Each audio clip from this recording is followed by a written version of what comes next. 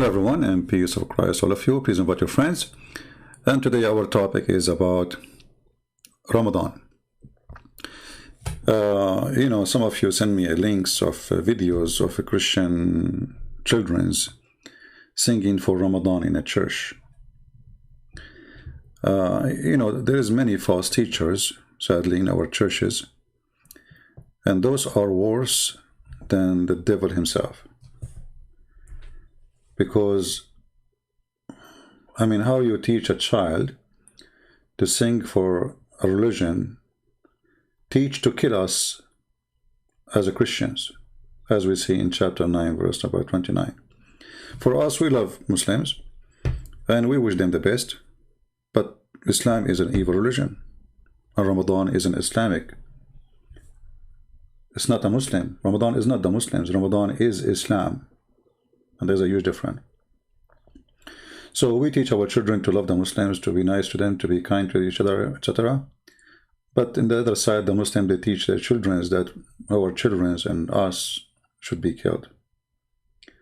And this is in the Quran, as we know, in chapter 9, verse number 29. And actually many verses of the Quran saying clearly that we are infidels, we are najis, we are filthy. We have to be humiliated. So how somebody, he teach children and he claimed to be a priest. He claimed to be a priest. He teach children to sing for the religion who killed and kill Christians and Jews and Hindus and Buddhas. This is a specific verses in the Quran, where Muhammad, he made it clear that this is a war have to happen until the judgment day, and the Muslims have to keep killing Christians and Jews, and they have to pay in order to live, and if they live like slaves. So if there is someone he claimed to be a priest in a church, it doesn't matter what a church, Indonesia, whatever place, this person is serving the devil, and please expose them. Did you tell the children that the Quran says fight the Christians? Are we singing to Allah, the one who says kill the Christians? If the purpose of this is to be kind to Muslims, we can be kind to Muslims by being kind to Muslims, by being good, not by singing to the devil. So those who call themselves prophets, priests, these days, they are the devil himself. The Lord, he says, from their fruits you shall know them. Somebody saying, Christian Prince, sounded tired. I can't tell you are a doctor, my friend. No, I'm not tired. I think you are the one. So today our topic is about Ramadan. Just 2 or 3 days ago, a Muslim scientist who studied history and the ancient Egyptian, he announced in Egypt, and this is a person who is from the family of the president too, so it's not only a Muslim, he announced to the Muslims that you should know that Ramadan was not only for you. Ramadan was for the ancient people of Pharaoh. They celebrate Ramadan. Even they celebrate the night of Al-Qadr.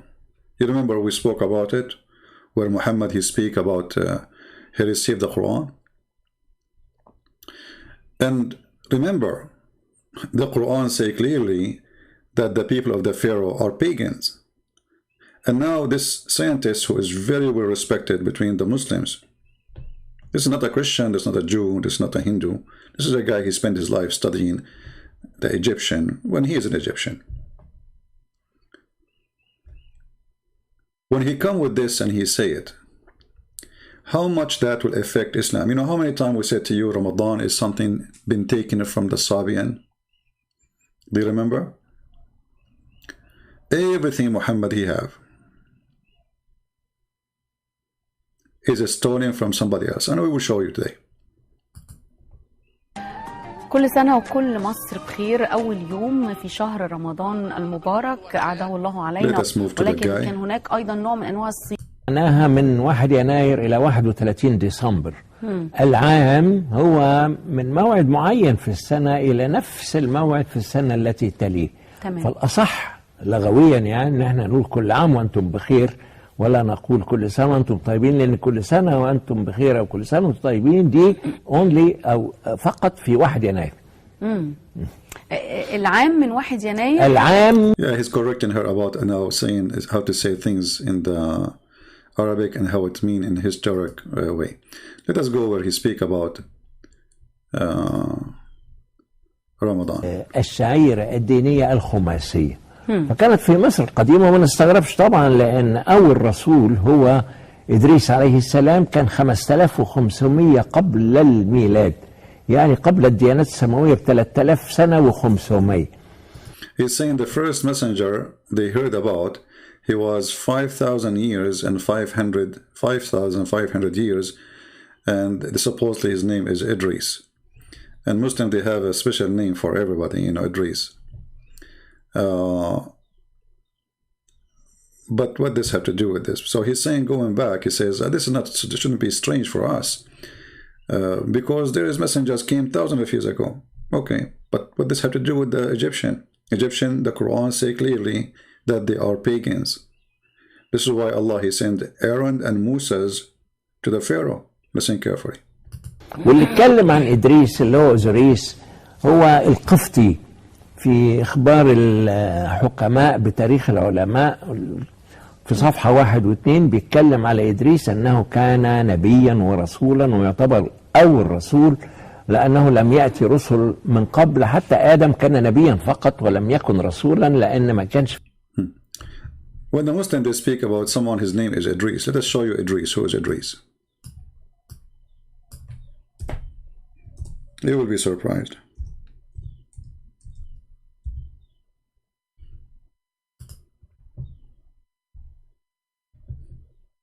Enoch. According to Muslims, Idris is Enoch. I don't know how the name Enoch became Idris. Don't ask me, please, because this is Islam, you know. Obviously, they have nothing to do with each other, you know. The name, they don't fit. And obviously, Muhammad is taking the name from somewhere else. This is not where the name is coming from. It's obvious. Idris, Enoch. All right. So he's talking about our prophet. His name is Enoch, who was thousands of years ago exist. And according to him, he was 5,500 years ago. I don't know how the numbers will work with this guy, because the Muslim, they have a genealogy for Muhammad, where he go all the way to Adam, and then if they go more than 5,000 years, they will go before Adam. Let us go to the video. في رسالة وما فيش ناس هيديها لمين. فكان العقيدة الخماسية في مصر القديمة نمرة 1 التوحيد. The Egyptian, the old Egyptian, they believe in something called al-Khumasiya, which is the oneness of God, Tawheed. He used exactly the word Tawheed. So the old Egyptian, they believe in Tawheed. Listen carefully. The old Egyptian, they believe in Tawheed. Anyway, you know what? I'm going to post the link for the video so you can watch it all for those who speak Arabic. For those who don't speak Arabic, it doesn't make any difference. But let us read what here they say about summary about this. He said, as an example, the Egyptian today, they say, Wahawi ya Wahawi. Wahawi ya Wahawi, if you are not an Egyptian, you won't understand. And even if you're an Egyptian, you have no idea what are you saying. You are just repeating what you heard from your grandparents. So Wahawi ya Wahawi mean they are asking the moon to appear. He says, Inna iyaha hiya ismu iyah, hutub. والتي ينقسم اسمها إلى إياح ومعناها القمر. So إياها, it is إياح hutub, which is 2 words, mean the moon. Hutub mean time, and that mean the moon of time. And she was a queen of Egypt, or one of the queens of the pharaohs. She encouraged her husband to find the Hyksos, to fight them. And after that, her son, older son, the pharaoh, Kamas. And this is what they did. And then after that, King Ahmos. Then he continues speaking about many things. He said, the history of Ramadan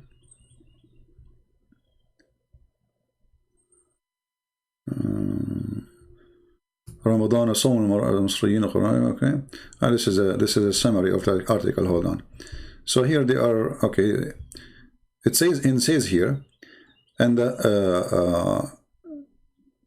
that Ramadan can the most high Eid. بعد Ramadan. Let us see. Hold on. Let us go to the top. He said, yes, Islam is religion where Ramadan came at that time, but the pharaohs, they used to fast 1 month for real, and they witnessed the night of Al-Qadr. Al-Qadr, they celebrate that too, which Muhammad claimed that this is the night he received the Quran, and even they celebrate that holiday as the night of Al-Qadr. Anyway, the video is long. And he is saying, even the Quran confirmed, taking that from the Egyptian, saying, Ya ayyuha alladhina amanu kutiba alaykum as-siyam. And he is saying that the word siyam, the Quran, when the Quran says the word siyam, siyam is an Egyptian word. It is not Arabic.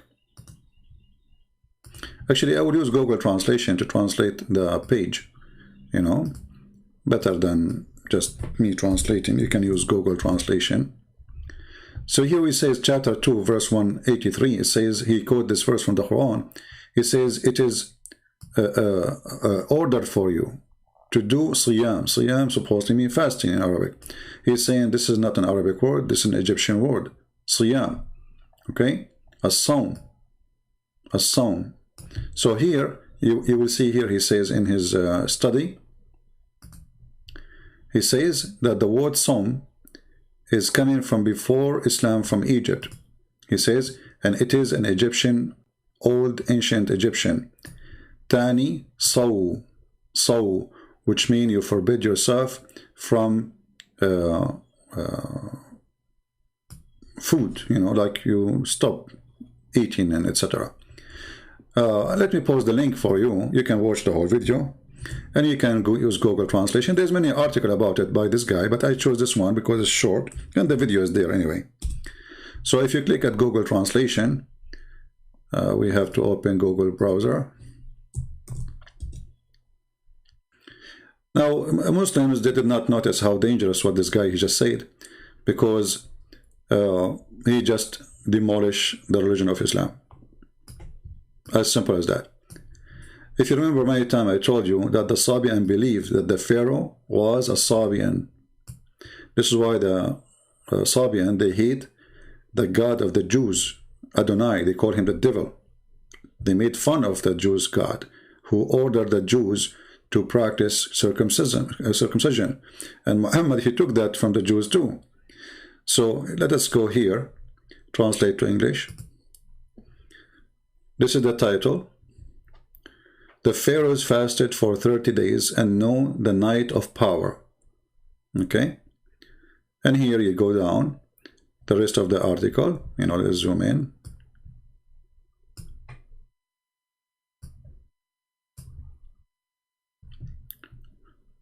All right. And as you see, they witness, they celebrate for Ramadan, and they even celebrate the night of Al-Qadr.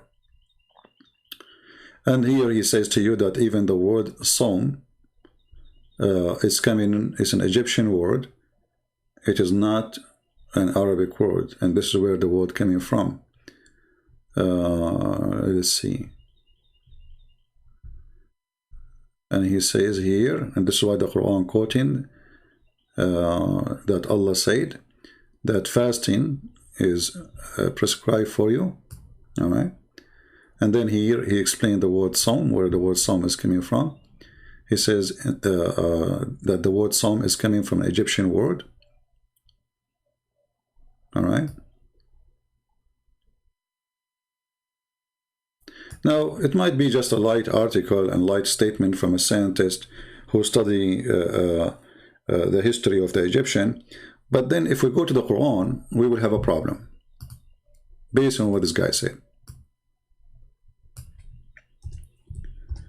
If the pharaohs and the people of the pharaohs were celebrating Ramadan, what was their religion? He said even there are people who worship one God. What was the religion?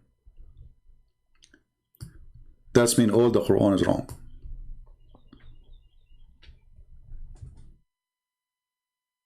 All those verses in the Quran speaking about Pharaoh, the unbelievers, and his people who don't believe in Allah. All those verses. When chapter 7 says that Allah, he sent Moses to the Pharaoh, and he said to him, "O Pharaoh, I am a messenger of Allah for you, to give you a message." And then the Pharaoh don't believe in him, and he don't believe in Allah, and the Pharaoh obviously is a pagan person. The funny is that the studies shows that the pharaohs, they teach their people they are God themselves. So how the pharaohs are gods in the same time they are fasting Ramadan? The people of the pharaoh are fasting Ramadan, but fasting for who?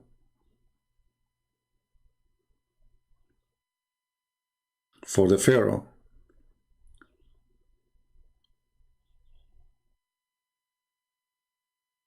When the Quran speaks about the Pharaoh, and the Pharaoh says, "You believe in Moses? Before I give you permission? Surely this is a magic. This is actually not magic, sorry. This is surely it's a plot, which have applauded for you. Had a makr, deception."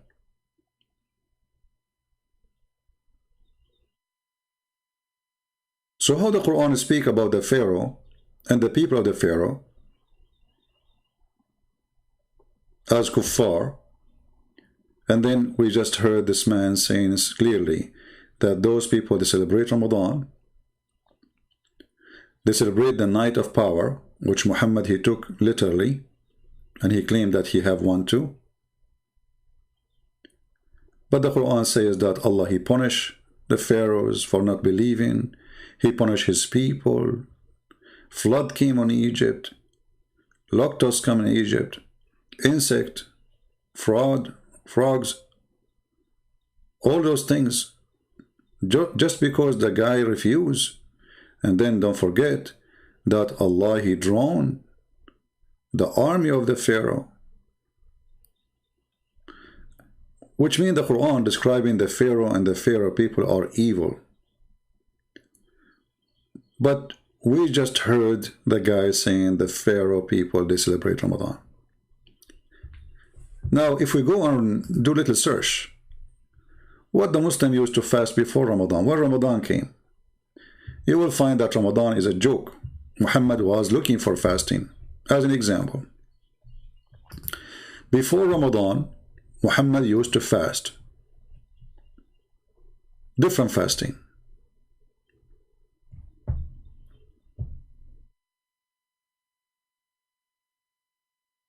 Different fasting. What is that fasting? The story I will show you is a clear evidence that Muhammad is not a prophet of God. Imagine I go to a city and I claim to be a prophet of God.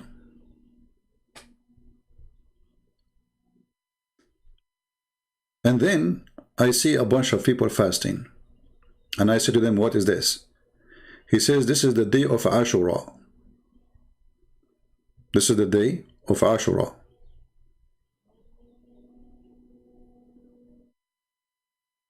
He said, "What is the day of Ashura?" What is the day of Ashura? Which means Muhammad, he do not even know what is that day. A Jew, he said, this is the day when Moses he crossed the sea.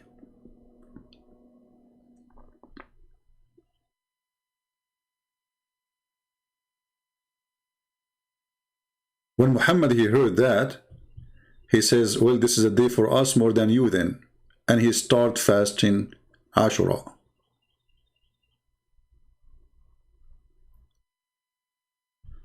Let us find the hadith, so we can laugh together at the Prophet who is taking his fasting not from God.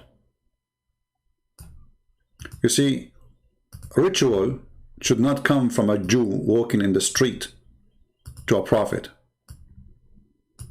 Ritual should come from God.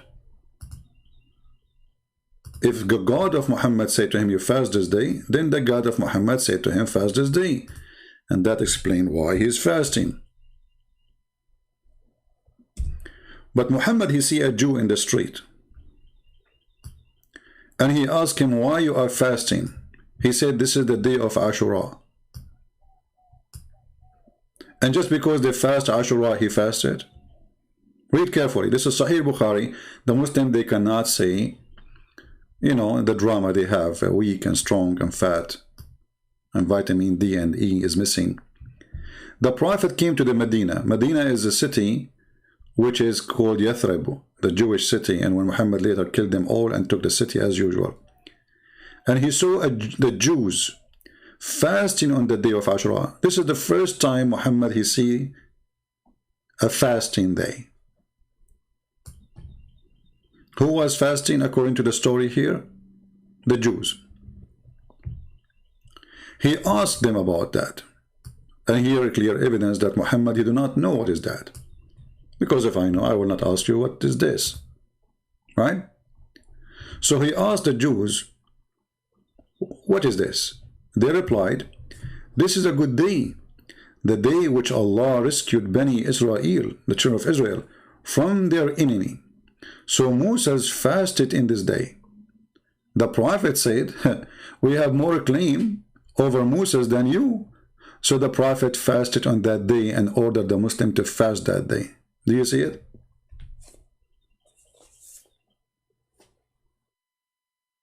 Do we have any Muslim can explain to us how Muhammad he take his ritual from the Jews? What if the Jews are lying? What if this is not true story? What if this date does not exist? And who is a Muslim can show me Ashura in the Old Testament? Where is this guy? They Ashura.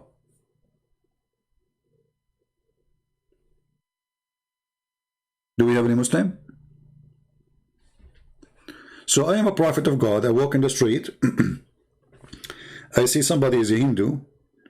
And he said, you want to eat with me? He said, no, I cannot eat. I'm fasting. I say, hey, Hindu, why you are fasting? He says, this is the day of etc.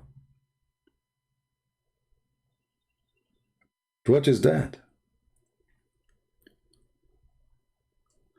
So Muhammad was looking for a fasting day, and he don't have one. I will show you another example of Muhammad building a religion. Muhammad is building a religion. He don't have one yet. He claimed to be a prophet, but he have nothing. You know, he don't have rituals yet. He left the Kaaba. He have no Kaaba no more. You know, kissing the black stone is not there no more. And later he went back to his root, you know, so he started kissing the black stone again because the Jews did not accept him anyway. In different places we will find, in many places we will find, that Muhammad, he was very sensitive to the Jews busting him, saying to him, anything they say to him, he considered they are saying to him, you copy us. The Messenger of Allah used to stand up for a funeral, okay, until the corpse was placed in the grave. A learned Jew here mean a rabbi, passed him and said, this is how we do it. The Prophet sit down and said, sit down, act differently. Here you ask yourself, okay, Muhammad is a prophet of God. He was praying in a certain way. And he used, it says here, he used to pray in a certain way. He used, you see the word used? Which means God knows for how long. Maybe a year, maybe 2 years, maybe 4 years, maybe 5, I don't know. Just a Jew walked by and he said, this is how we do it. Muhammad, he changed the prayer. What the problem with Muhammad then? Was he praying wrong? Or Muhammad, he is saying to himself, they got me busted, I'm praying like them, I have to change it.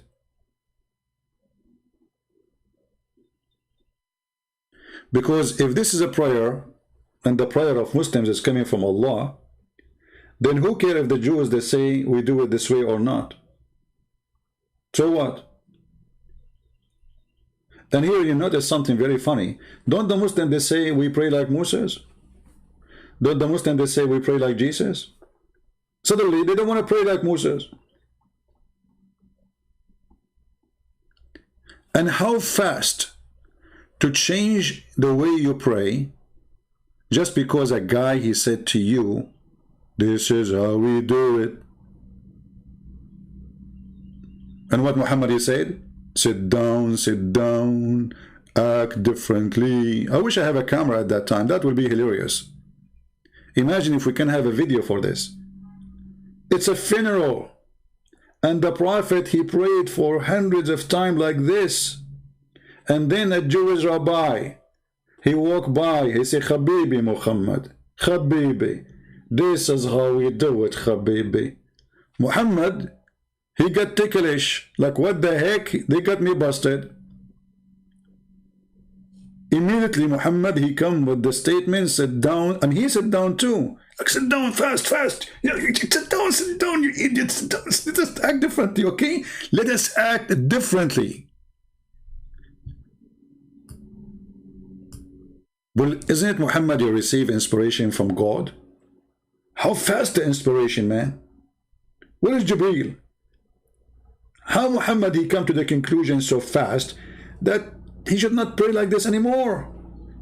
And why you need to act differently? Are you just acting differently for the sake of differently, or you are following God? A person who is following God, he will not act differently. Let us say a Muslim, he walk by and he says, this is how we do it, whatever I'm doing. And I am a Christian. Let us say I pray, I open my hand to God. I say, okay, I'm not going to do it no more. Why do I want to do that? That is really silly and stupid.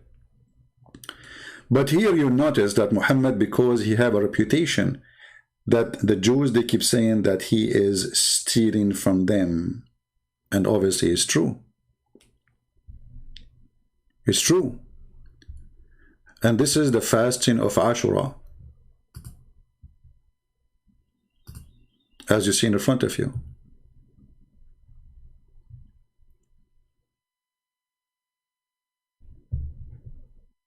And then Muhammad, just to show you how crazy this guy is.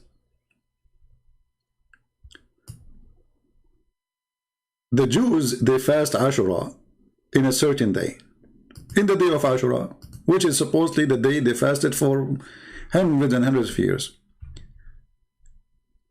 The Muslim, they said to him, because remember, he keeps saying to them, act differently, right? Act differently. But we are fasting Ashura. It's the same. So look what Muhammad said, just to show you that this is the most corrupt, false, stupid man. How easy to expose him. When they said to him, okay, but we are fasting the same day, the Jews, they are fasting. But remember, this is the Jew fasting, supposedly. Ibn Abbas reported when the Messenger of Allah fasted in the day of Ashura and commanded, and look, it says fasted in the day of, on the day of Ashura, exactly the same day, and command that should preserve as fast. His companion said to him, not Allah, they said, Messenger of Allah, it is the day which the Jews and the Christians hold high esteem. Thereupon the messenger of Allah said, when the next year come, God willing, we would observe the fast on the 9th, not in the 8th, not in the 10th.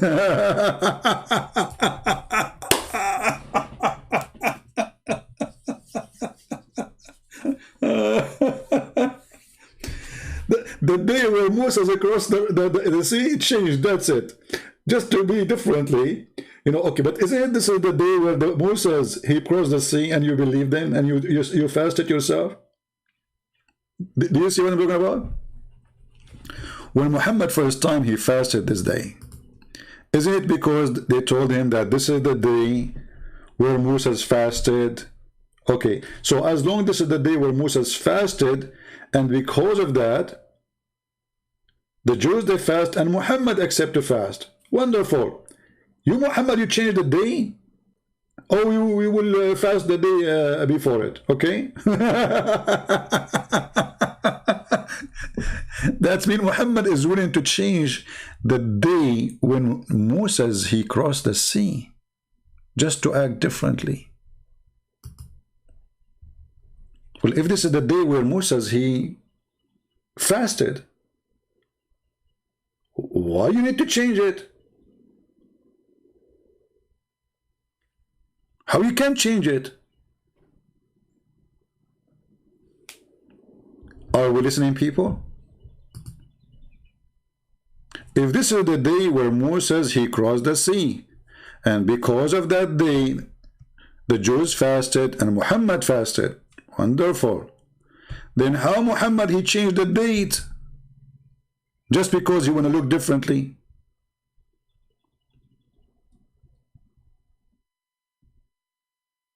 Isn't it obvious that Muhammad is a fraud?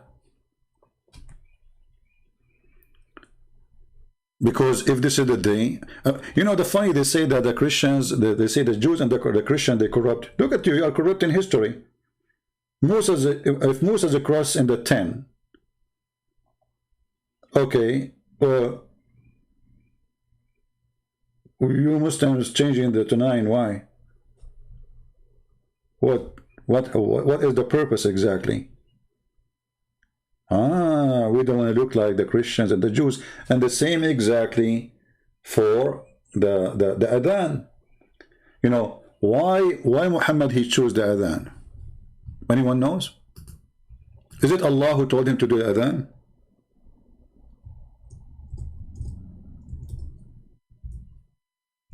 Any Muslim? Did Muhammad receive an order from Allah to do adhan?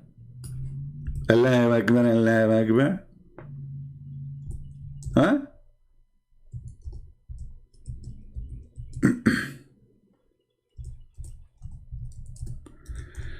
The hadith says, and thank you for the hadith exposing Muhammad. Muhammad was trying to find, as I told you, trying to establish a religion. He don't have one. The Christians, they have the bill,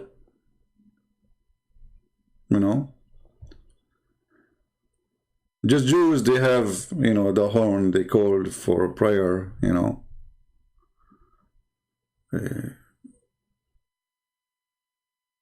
Muslims, how they called them for prayer?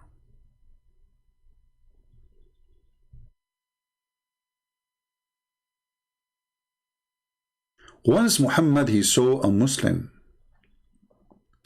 holding a bill in his hand, and he is going to use it.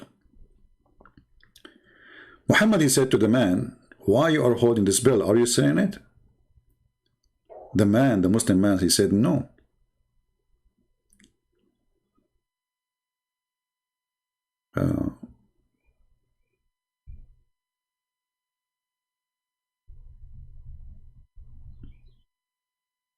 Muhammad didn't like the idea.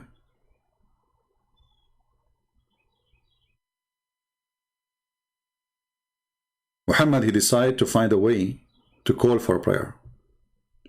Some story, they say that this guy, that he saw him, he is not even a Muslim, he's a Christian, but whatever it is.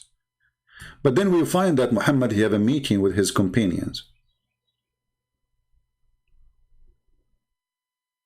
And let me find the hadith for you.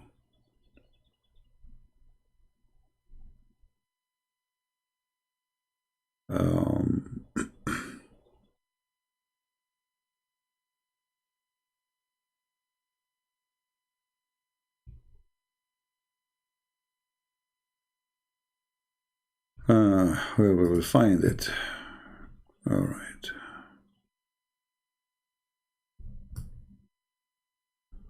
Let us see.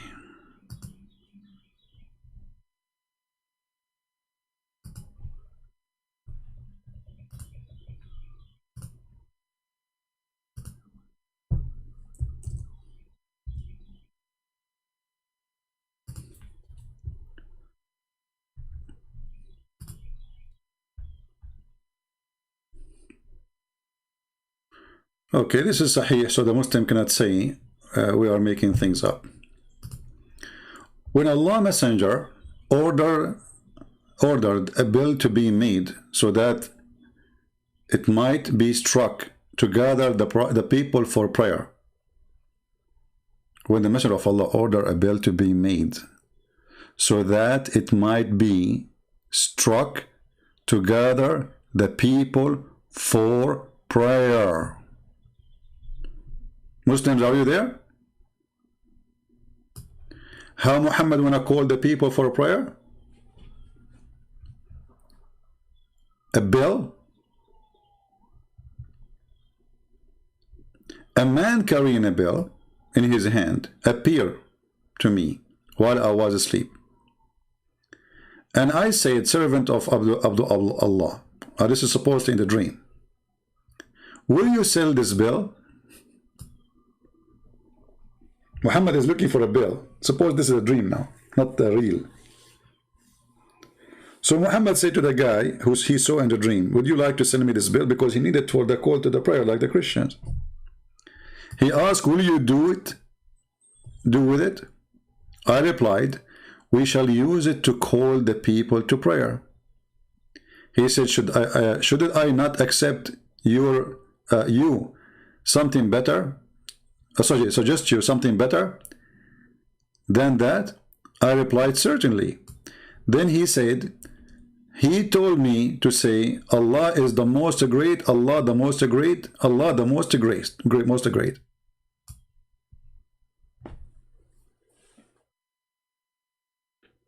Remember here, there's no Jibreel. It's a dream, supposedly. The story here says that. Now, just to show you how Muslims, they lie to Muslims about this, there is different hadith totally oppose what this story here is saying.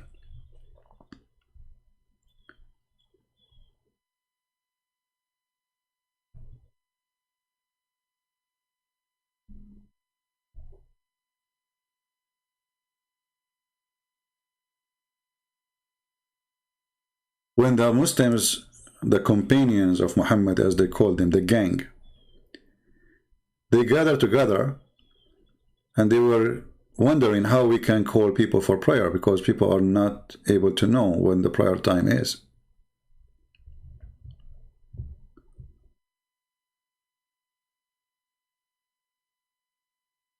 And even the prayer, which day is going to be?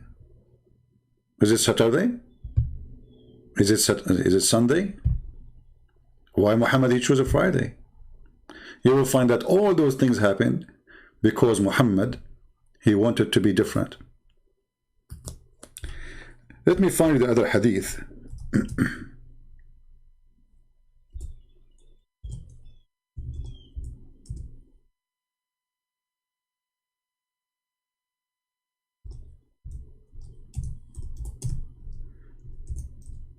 About it.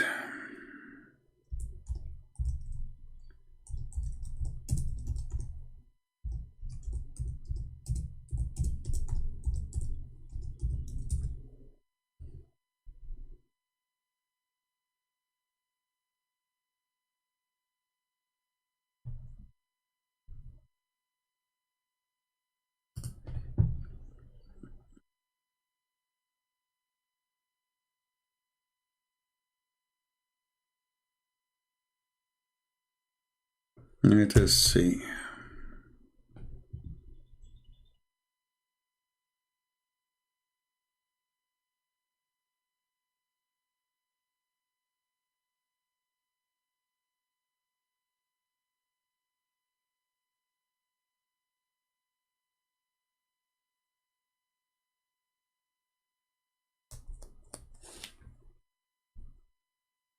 I'm trying just to find the hadith for you in English. Give me a second.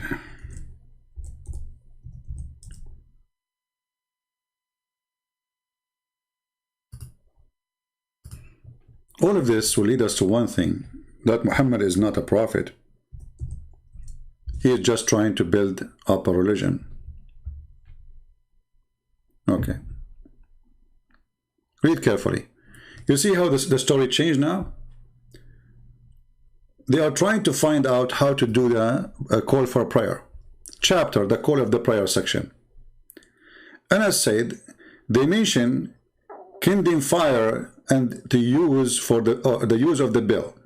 Which one? Like, we can light a fire so people they come for the prayer, or we use a bell. And mention the Jews and the Christians. Then Bilal was ordered to repeat the call to prayer twice. This is one story. Let us go. What you see here in front of us here, they are suggesting to Muhammad to do this. Use the bell, use fire, you know. And then they come to a conclusion that let us do this. Let us see the other story.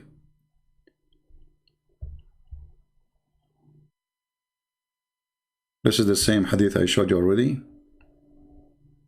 Look at this hadith. A disaster. This is a disaster. Look at this. This is Al-Bukhari. When the Muslims arrived to the Medina, they used to assemble for prayer and used to guess the time. They guessed the time for it during these days. The practice of adhan for a prayer had not been introduced yet. Once they discussed this problem regarding the call for prayer. Some people, which means some Muslims, companions of Muhammad, suggest to use the bell like the Christians. And this is why we see Muhammad himself, he ordered to make a bell.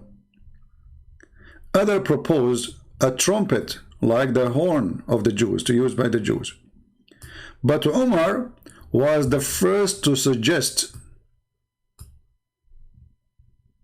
read carefully, Umar was the first to suggest that man should call the people for a prayer. Oh boy. And this is Al-Bukhari. So the story about the dream is false. This is Sahih. And this is Al-Bukhari. The first one who come with the way to call for a prayer is not Allah, is not Jibreel, it is not Muhammad. It was in a discussion about what to do to solve the problem. And as usual, the solution come from Umar.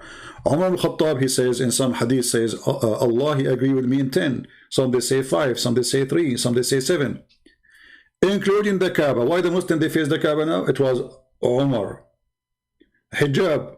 Who is the one who made the hijab? Allah or Muhammad? No. It was Umar.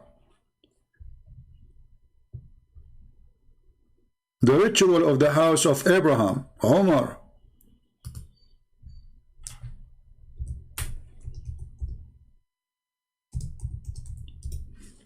Even Muhammad, he says, if there is a messenger will come after me or a prophet will come after me, that will be Umar. My Lord concurred with me. My judgment, between my two brackets, my judgment, on three occasions. In the case of the station of Abraham, in the case of observing the veil, and the case of the prisoners of Badr. And those three, by the way, they are different from story to story, which means they will end like 20, 30, 40, 50. And you will find that the most important things in Islam is made by Umar. I mean, look, the Kaaba is Umar. The hijab is Umar. The adhan is Umar. So what is left?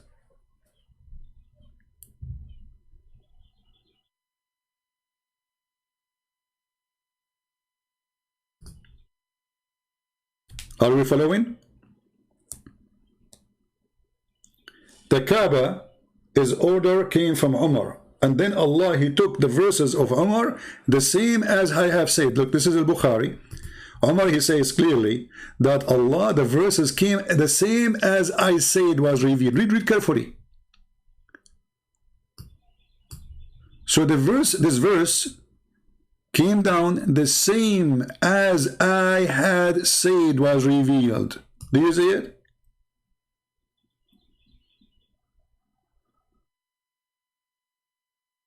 Islam is not a religion. This guy is, you know, he don't know what to do. He's claiming to be a prophet. Okay, guys, what we do now?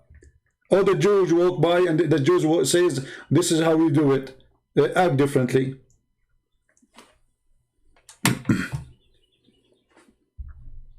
This is a religion.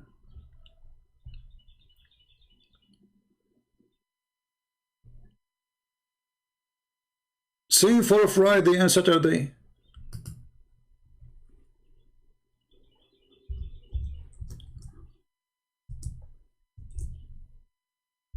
Why Muhammad he chose Friday instead of Saturday? That is a question, by the way, Muslims don't dare to answer. As all the questions anyway.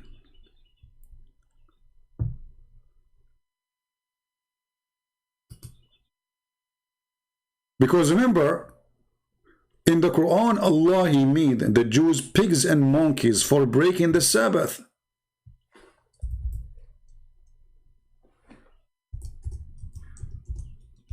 You remember?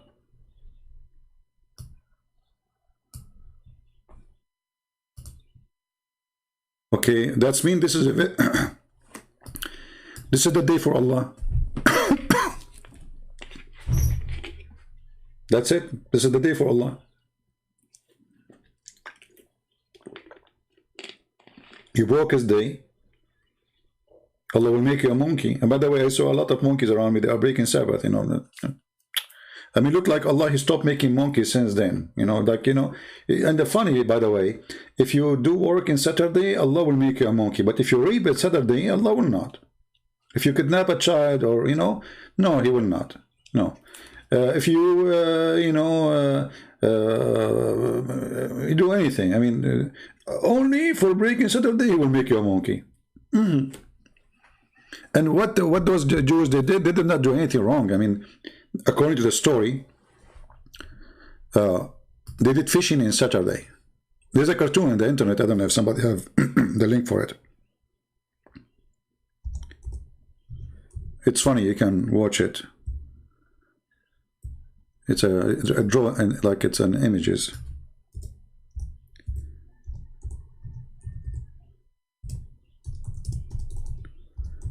In this verse, chapter 7, verse 163, the story speak about the Jews who did fishing in Saturday.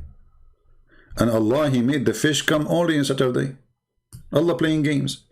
So the fish disappeared the whole week, and those are villagers who live in an island supposedly, and they don't have any source of food. So what Allah he do, the Muslims, they say this was a test. Okay, what kind of test? You make them hungry, they will eat. So those people who Allah he made the fish or the whale come to them only in Saturday, and they run away in the rest of the week. And then when they get hungry, Allah he cursed them and he made them pigs and monkeys.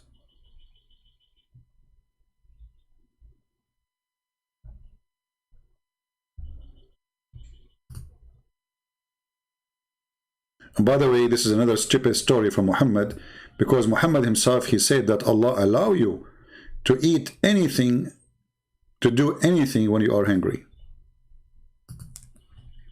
As an example, Muslim can eat even pigs, pork. When the Muslim they say pork is forbidden, that's false. The Quran say clearly in chapter 5, verse number 3, it is lawful for you, in kunta fi makhmasa, which means in hunger.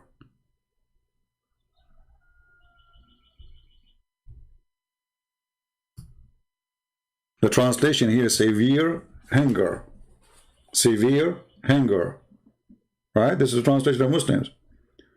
Makhmasa mean Well, this is what is available. It's not your choice.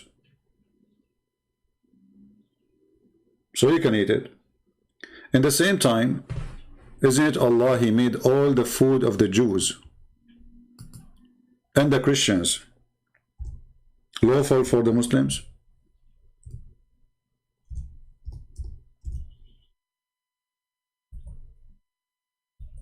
Muslims? By making a verse saying that all the food of the Jews and all the food of the Christians are lawful for you, that means you can eat pork. And the halal propaganda machine is broken, because it's what the Quran is saying.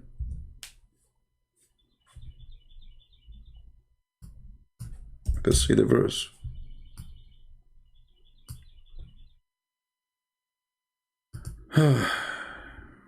Okay.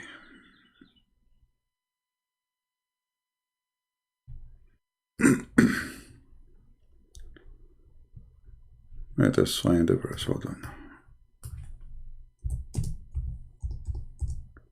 We will go back to Ramadan. You see this. For me, I like to cover many things in the same time, so we can give you a full image.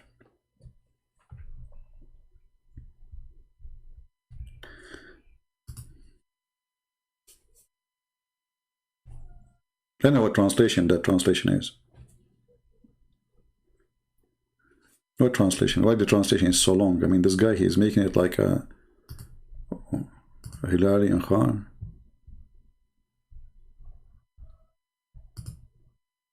Okay. This day, all things made pure, lawful for you. All things good and pure. All things are pure. All things is good. Okay, what does that mean? The food of the people of the book is made lawful to you. But hold on. 2 verses before it, you told them, don't eat pork. And now you are saying, all the food is made pure for you.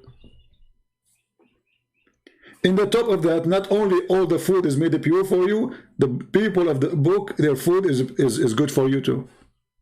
Do you see the stupidity? Here, this is not, Quran is not a chapter. You see, when the Muslims, they say this is a chapter of Al-Ma'idah, those are not verses came in the same time. It's Muslims who put them there. It is Muslims who put them there. This is not the right place. Because if you think about it, there's one is deleting the other one. If we take it in the order, here it says you don't eat pork, right? Okay. And don't eat this and don't eat that. And then here he says, all food is good for you.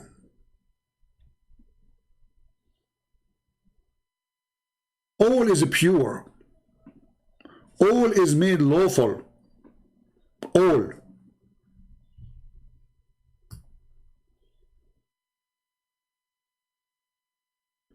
In the top of that, you can eat the people of the book food, and you can even have sex with their women. Because he made a verse before saying, don't do that. Here you see Muhammad is switching moods. When he wants, you cannot eat the people of the book food. And when he wants, you can. Okay, what happened? Why they cannot and now they can? What happened? Any Muslim can tell us?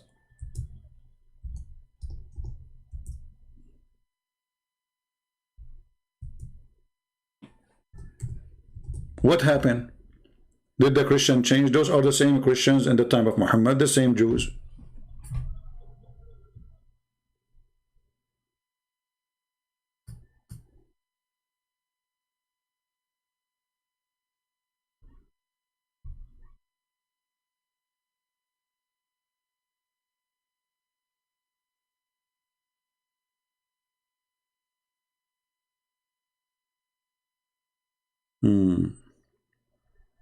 But as usual. Now going back to our story. You remember we talk about Ashura. How important Ashura. You know, when Muhammad he says we will change the date of Ashura and we will fast a day before the Jews. But Muhammad he said that this day, if you fast it, is going to cleanse your sin for the previous year.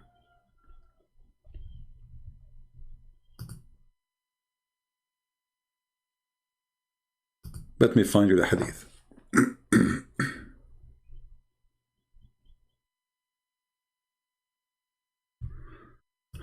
Lord have mercy.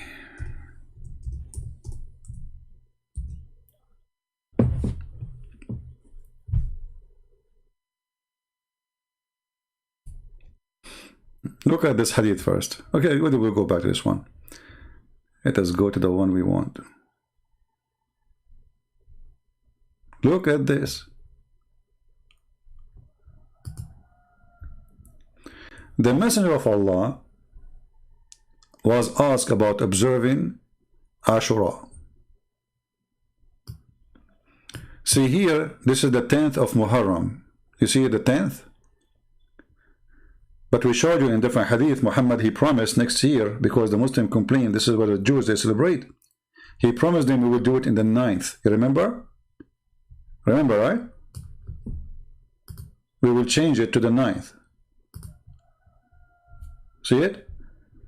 This is Sahih Muslim, hadith number 11344a. So they told him, but this is this day where, you know, the Christians and the Jews, they respect. It's in the 10th. So Muhammad, he promised them, if we live, inshallah, we are going to practice it in the 10th. Sorry, in the 9th. Not in the 10th no more. All right. But look what Muhammad did. Muhammad told them that if you fast in the day of the 10th of Muharram, Muharram is the name of the month, that fasting in that day, in that date, will cleanse your sin for a year proceeding.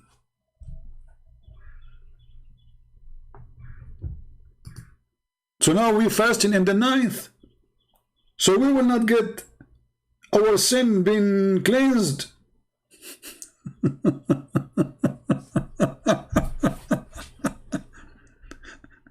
Do you see how this guy is making up stories and making up fasting and making up rules and making up reward? You just told them if you fast in the 10th of that month, in the 10th, not in the 9th, not in the 8th, not in the whatever, if you fast in the 10th, that will clean your sin. Okay, hold on. There's no Ramadan now. Ramadan does not exist yet. Okay.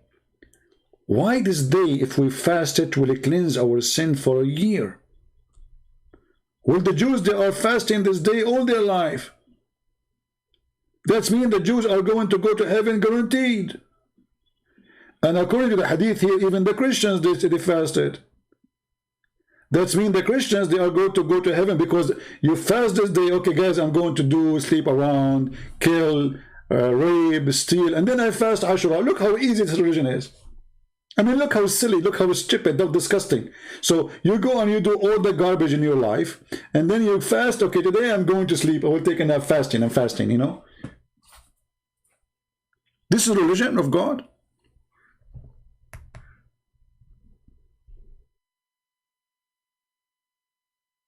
Do we have any Muslim have a comment, have something to say? But then we noticed that Muhammad, one day he found about Ramadan. He found out a month. It's called Ramadan. Okay, how he found about it? All this time Muhammad is a prophet, but there's no Ramadan. Brother, was Allah hiding Ramadan from him? But Ramadan was a month for the Arab exists before Muhammad. Ramadan is not a name created by Muhammad to say this is Islamic.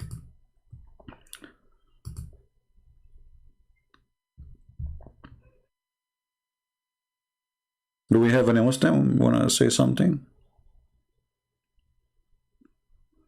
How Muhammad he switched from this amazing day, which you fast for one day and erase all your sin. Okay, Muslims, if you fast Ramadan, is going to erase your sin for the previous year?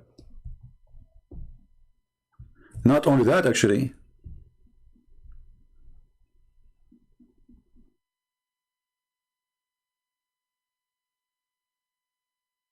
If Muhammad is saying such a statement that this is a day will erase your sin for a preceding year, and he just learned about that day from the Jews, so where he get the information that this day will proceed and or cleanse your sin by fasting it?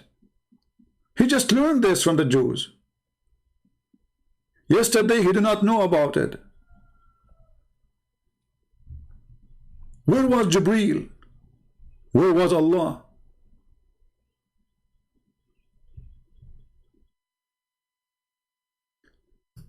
And Muhammad, he used to go around and teach people how to practice Ashura. Hey people, let me tell you how to do it. Okay, you start eating for a little bit. You did? Okay, continue the day fasting. Salama told us that the Messenger of Allah said, a man announced the day of Ashura. Whenever has eaten, let him eat, not eat for the rest of the day.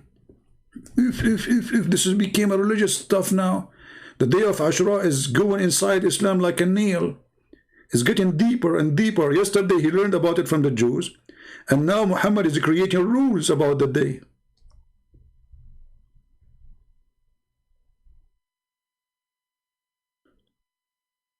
And then Muhammad, he start after Ashura, he want to create a, like, you know, a habit. You see here the Christians, you know, by the way, the Muslims, they think Christians don't have fasting. We don't talk about it, but we have fasting more than you can believe it.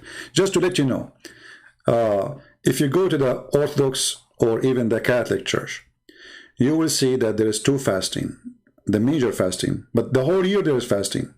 There is fasting every week, but there's two major fasting. Like we have now, the Easter is gone for those who celebrate the Western calendar, and those who celebrate the Orthodox calendar, the Easter is not yet. They are fasting for 40 days before the Easter.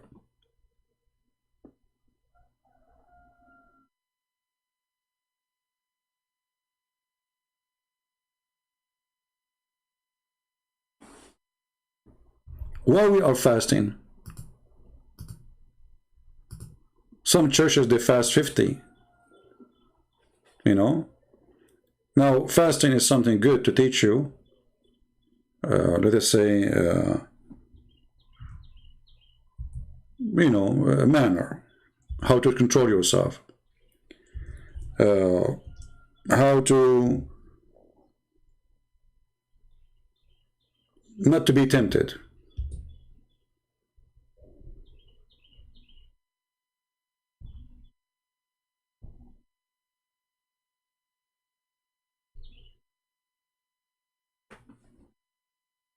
And obviously Muhammad trying to find a religion, trying to find a way. The Christian, they have fasting, the Christian, they have Bill, the Christian, they have Saturday, Sunday. Muhammad, what day is going to be mine? What is my religion? What I will call it?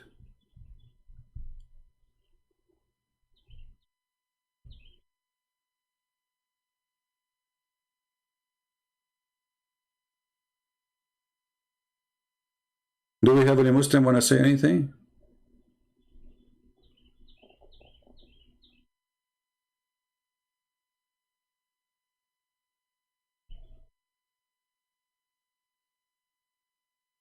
Anyone?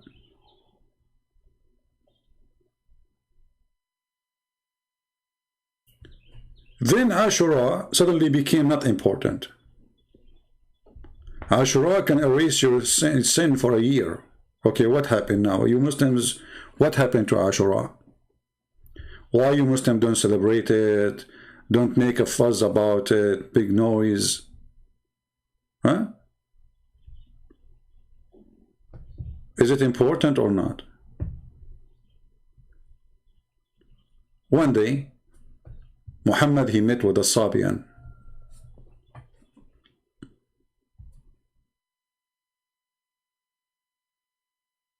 A Sabian, who Muhammad, he learned from him. Actually, he met this guy even in Mecca. But he was not learning too much about the Sabian yet. He did not know much about them. He's stealing from them, but he not. Muhammad is limited in knowledge about everything, about the Christian, about the Jews. You know, he hears stories from those, from that, and he put it there. So Muhammad one day he come and he told them that we need to fast Ramadan. Muslims, how Muhammad he come to Ramadan?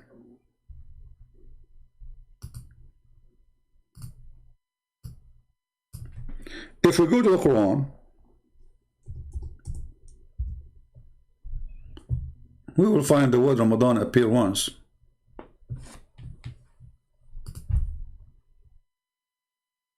And it says Ramadan is the month which was sent down the Quran. The Quran is a guide to mankind.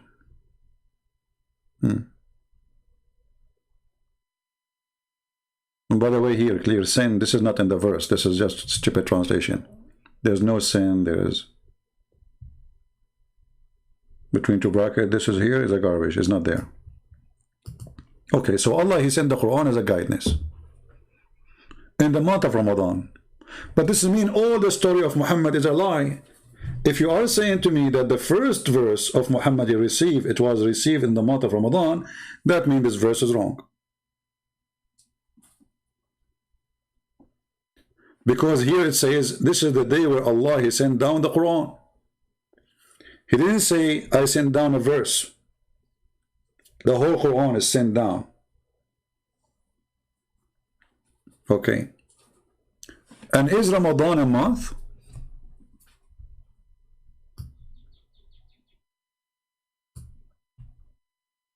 Before this translation, let us go and look at the Arabic word.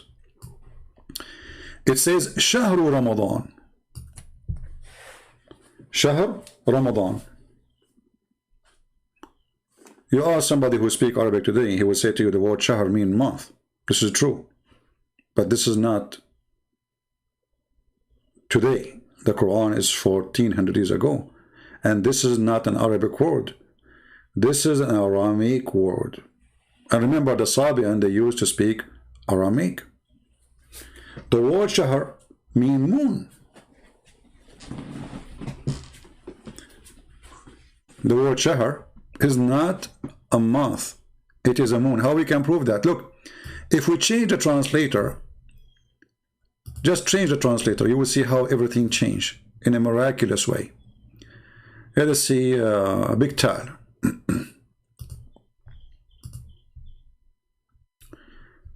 Here he says, the month of Ramadan, in which has revealed the Quran, guidance for mankind. Clear proof of guidance. Okay. And then here, who's ever of you present, let him fast. Does it really say that? No. It says in Arabic, فَمَنْ شَهِدَ مِنْكُمُ الشَّهْرِ شَهِدَ مِنْكُمُ الشَّهْرِ. Whoever eyesighted the shahr, the moon.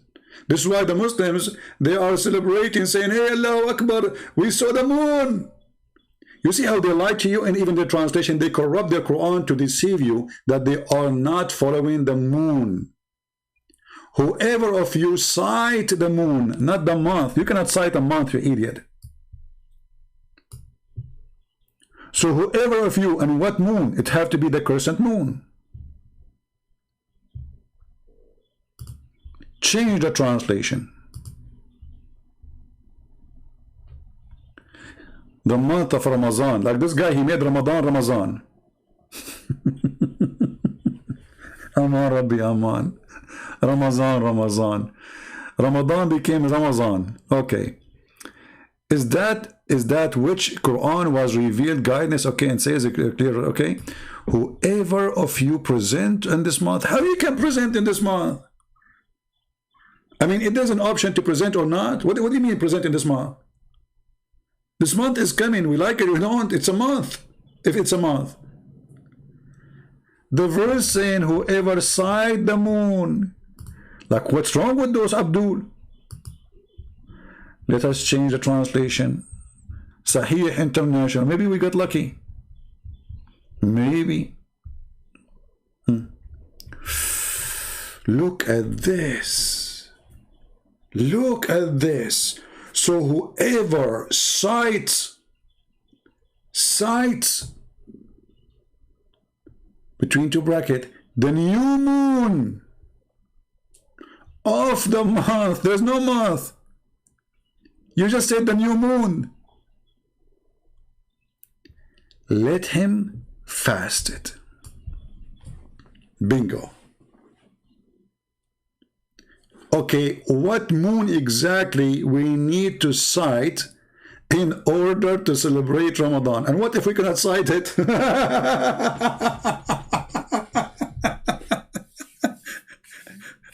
What if you live in Alaska?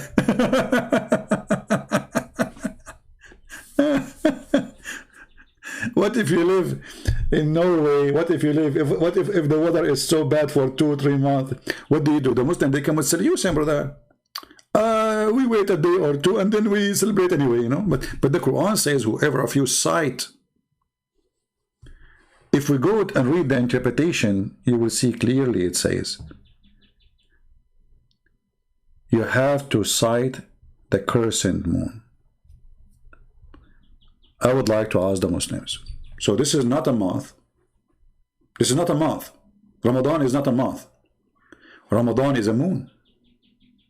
And that moon is coming, and we are waiting for him. That moon, we call him Ramadan. فَمَنْ شَهِدَ مِنْكُمُ الشَّهْرَ. Whoever sight the moon. See here the translation, how it deceived. Look, how this guy, ask yourself, how this guy here translated the word month instead of the word shahr, which mean moon. I mean, why here you are adding the word moon? Where do you get it from?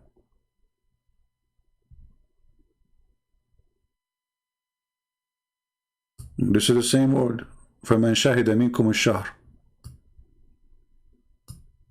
See here, in the same verse, the first 2 words, he did not translate it as a moon. This is the word shahr. Here, it is a moon.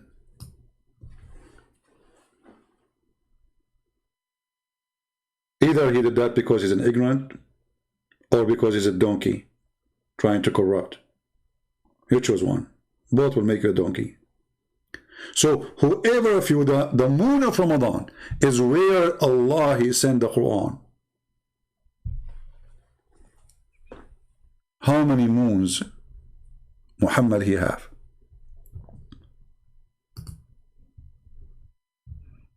Do we have any Muslim have an objection?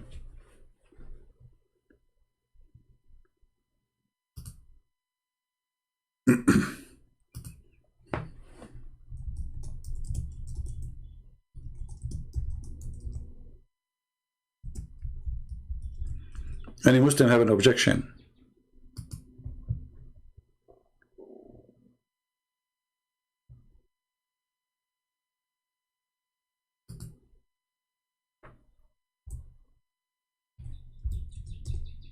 All of you agree with me? That's nice.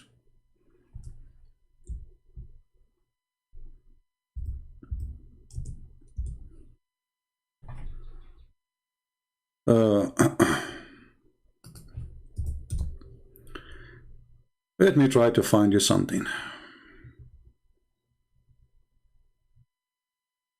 Because somebody might say to you, he's lying to you. It doesn't say that, CP. It doesn't say that, CP.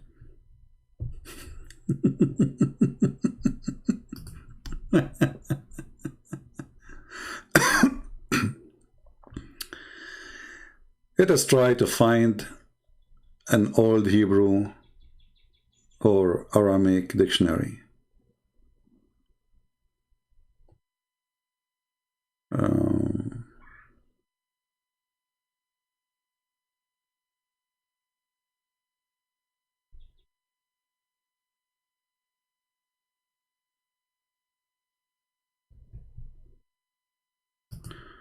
Okay, hold on. We found something here.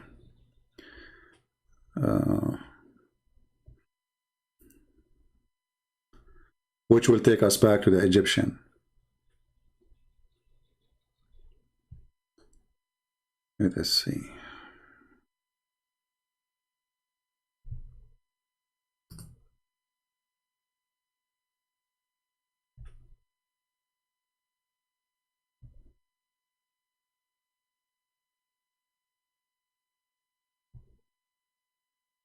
I'm just trying to, I found here the book. There's a book here, it's called the Journal of the Manchester Egyptian and Oriental Society. But anyway, let's go to the dictionary better. You see here, this is, you can find this book here. You speak about that the journal, this is the in Google book, mean the little moon, the word shahr, you know. But anyway, if we go and we try to find some reference, you will find there's many websites, and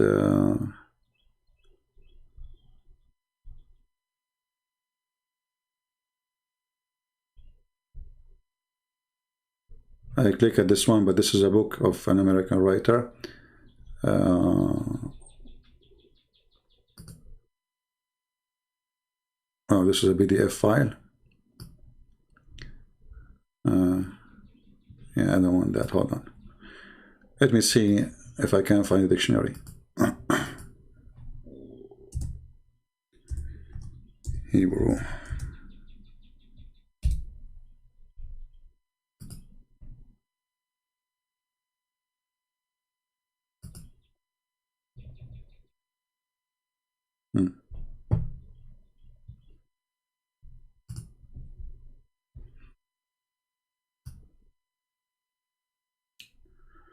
What does shahr mean? This is baby name media, whatever, you know. I hope no sound here. Do we have a sound? Okay, what shahr is coming from? They will say to you in Hebrew and in Arabic, it's coming from the word moon. You see the word moon? Shahr. Yeah. But still I want to find a dictionary. Hold on. All of this is not official. I want to find something official.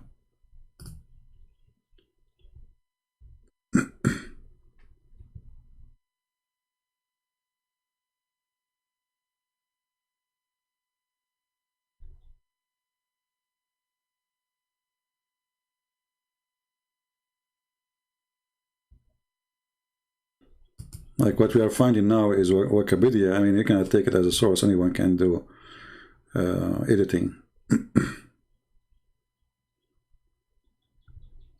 Uh-oh. I found something even better. I found an Islamic website saying that. Oh boy. And let's put it on the screen.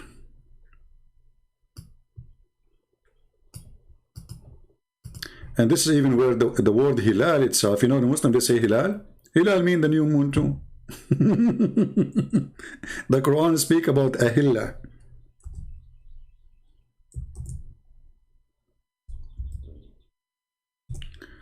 Let us see, hold on.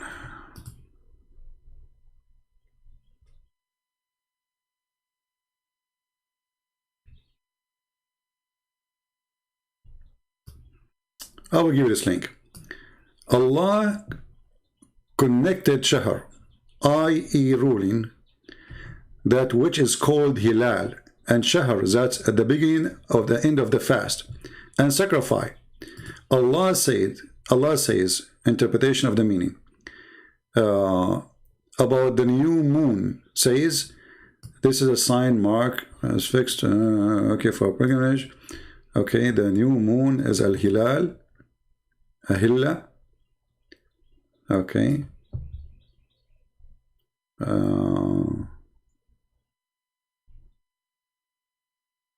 Anyway, so here they are saying clearly to you that the word shahr is about the moon.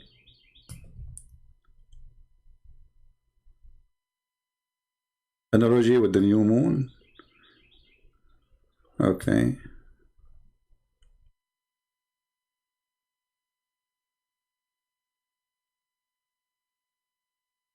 See, whoever of you sight the new moon of Ramadan, do you see it? So Ramadan is a moon.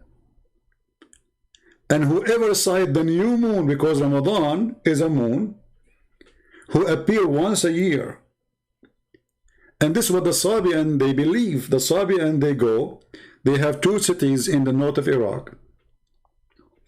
So they say goodbye to the moon last year, when the end of Ramadan is over. And then when the new moon coming, they go to different city. And they wait for the new moon. That is Ramadan. So whoever of you sight the new moon, which is Ramadan. Let me post this link for you. This is a Muslim website, which is even better to use, because now a Muslim cannot say, this is, you know, fiction, it's a lie. You can save it. All right. Still, I want to find a Hebrew website. Here we go. Finally, we found a Hebrew dictionary. Oh, this is solely. This is Harvard University. I don't want Harvard University. The University of the rich, not of the smart.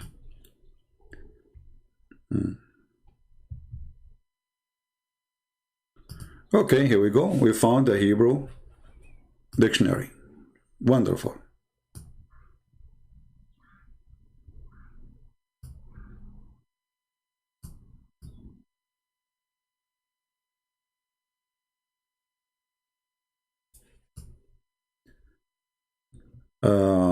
Ocarine Jude. This is what? This is Safira Ken Dictionary. I don't know what this dictionary is about.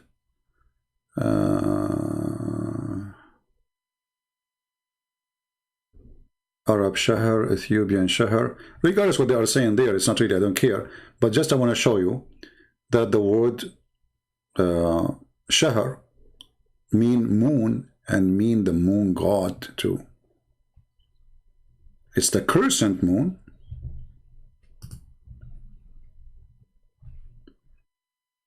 And this is exactly what Muslims wait for.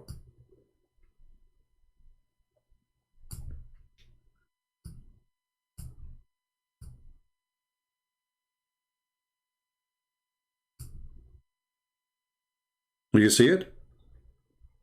The word Shahr, this is the word Shahr, is the moon. Which moon? The crescent moon. Even if we go to the Islamic websites, like the Tafsir website,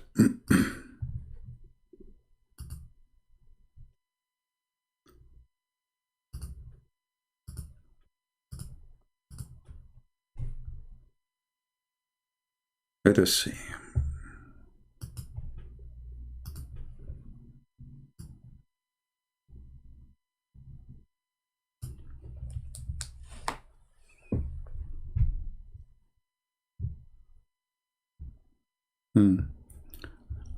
You see, you remember I told you that the verse saying that Allah, He sent the Quran? He sent the Quran, right? Look why they are trying to solve the problem. They say, these days of the month of Ramadan, wherein the Quran was revealed from the preserved tablet to the earthly heaven on the night of Al-Qadr. We showed you that the Egyptian, as the Muslim scholar in the video, he said that the Egyptian, they have the night of Al-Qadr and they celebrate Ramadan. And this is the belief that when revelation came down from God, to the one who present him in earth. All right? Let us change the interpretation.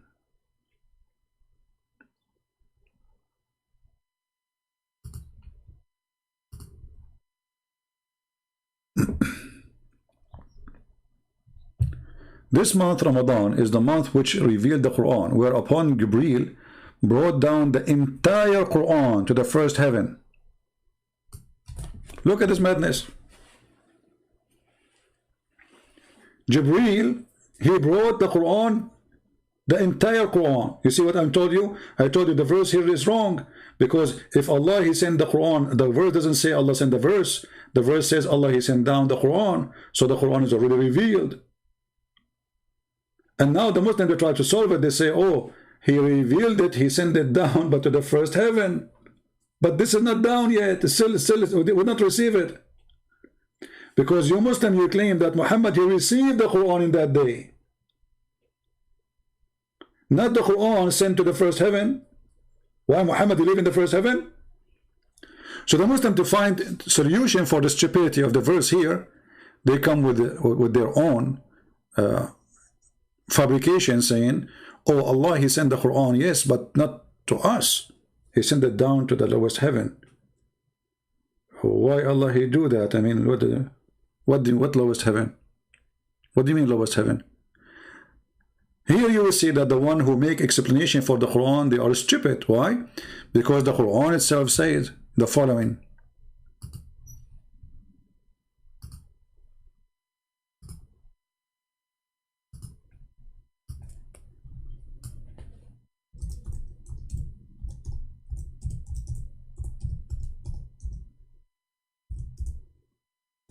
I'm typing in English.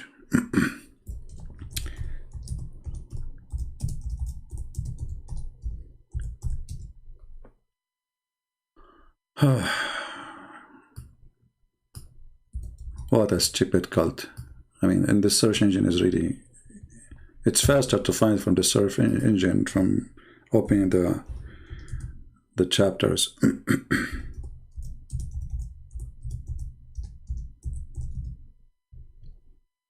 All right. So if we go to the chapter of Al-Hajj, and remember, this is Al-Hajj chapter. In this chapter it says that the angels, Allah, he arranged the affair from the heaven to the earth, and they will go up to him on a day which is equal to 1,000 years if you're counting. Okay, so where is the Quran? Where is the Quran? You see, if the Quran, because the angels, they get their orders from the Quran. They don't see Allah. All the Muslims agree that the angels, they get their orders from the tablet. But they just told us that the tablet is in the lowest heaven, according to the interpretation. But the verse here says, he arranged every affair from the heaven to the earth, then its affair will go up to him in a day, up to him, not to the lowest heaven. So the tablet is there. And the funny, Allah have a tablet. I mean, what is that? You know, Allah, he wrote the tablet and he put it between the eyes of an angel. His name is Israfil. And this is another story Muhammad, he stole from the Jews. If you ask the Muslim what Israfil mean, they don't know. What Jibreel mean, they don't know. What Mikael know, they don't know. There are names, they stole them. Did you ask yourself why Jibreel, his name is Jibreel, not Jibreel Allah? Because Il is a word meaning God in the Aramaic language. And even in the Hebrew. That's why we say Emmanuel, Mikael, Gabriel, Israel, Ishmael. All those words end with Il. Il is word meaning God. So how come the angel of Allah, he end with Il, and we cannot find Il anywhere in the Quran? How suddenly Quran became Arabic, but the names, they still belong to different religion, belong to different language. If the Arabic is the most favorite language for Allah, how come all the names He have for us are foreign names? If you ask the Muslims, okay, who is this guy Abraham? What Abraham mean? They don't know. Ishmael, what Ishmael mean? Isaac, Jacob, Israel.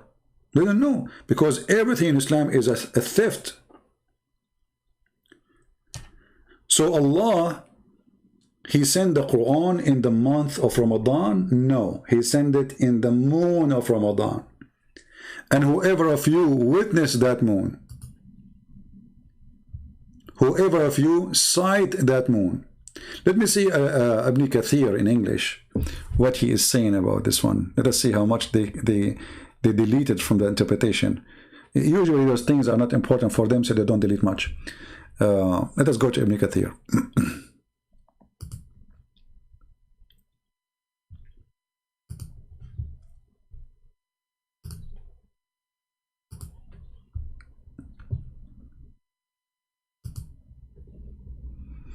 All right, let us see Ibn Kathir here.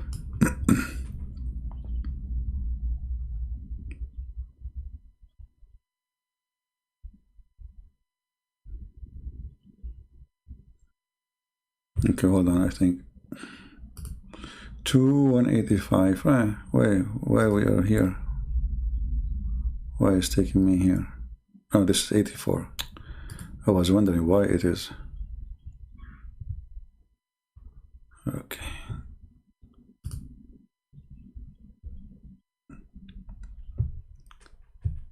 All right.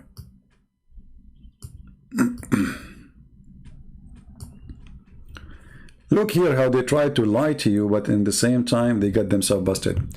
So whoever of you sight the crescent on the first night of the month Ramadan. Where is the word month and where is the word crescent?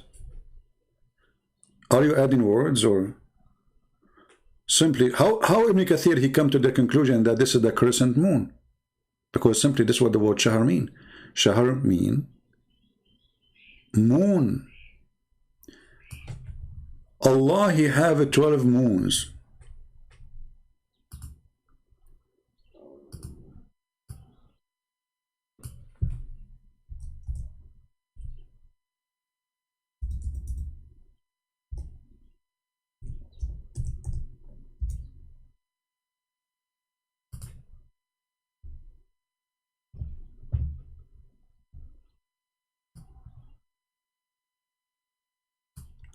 And this moon, every moon have his own house.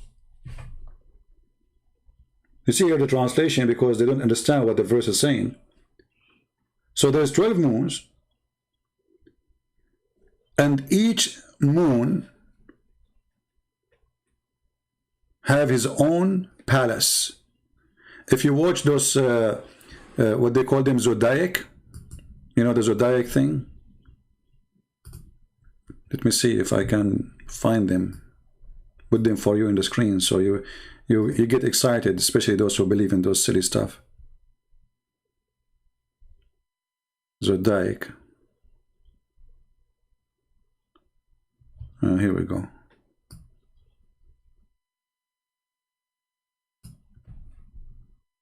I will put it. Let us see.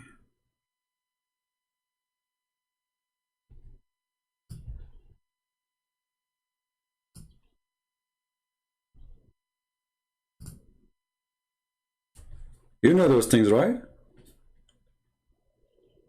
The zodiac. Those they present houses of the moon.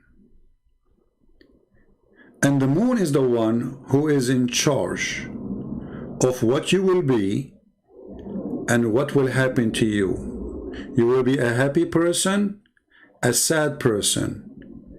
You will be worthy, you will be filthy, you will be bad, you will be good, whatever you will be.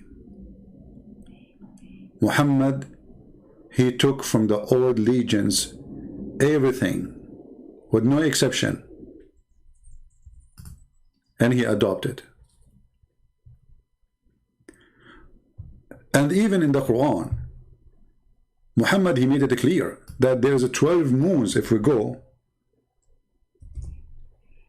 you see, we proved to you already that the word shahar mean moon, right?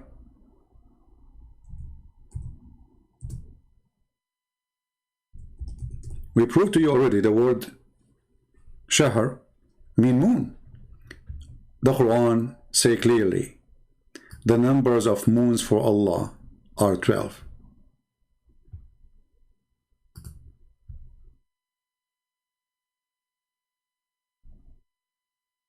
The number, let us put the screen for you again.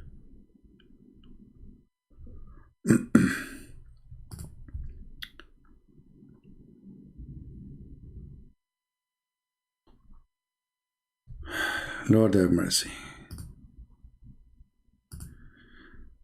See, sharing information, too much information, let us say, is not easy.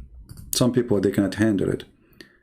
It's too much. That's why not many people like, to watch my videos. They are long and too much information coming, and it's not relaxing really. Indeed, the numbers of moons, not month. Remember the word shahr, we prove it to be a word mean moon. So the number of moons for Allah is 12 moons.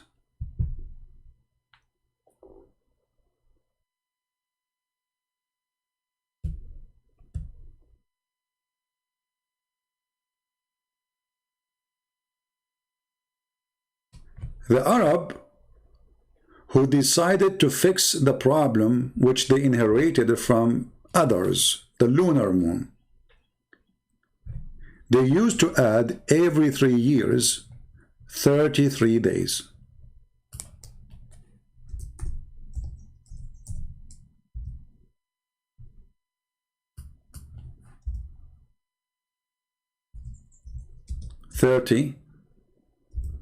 Hold on.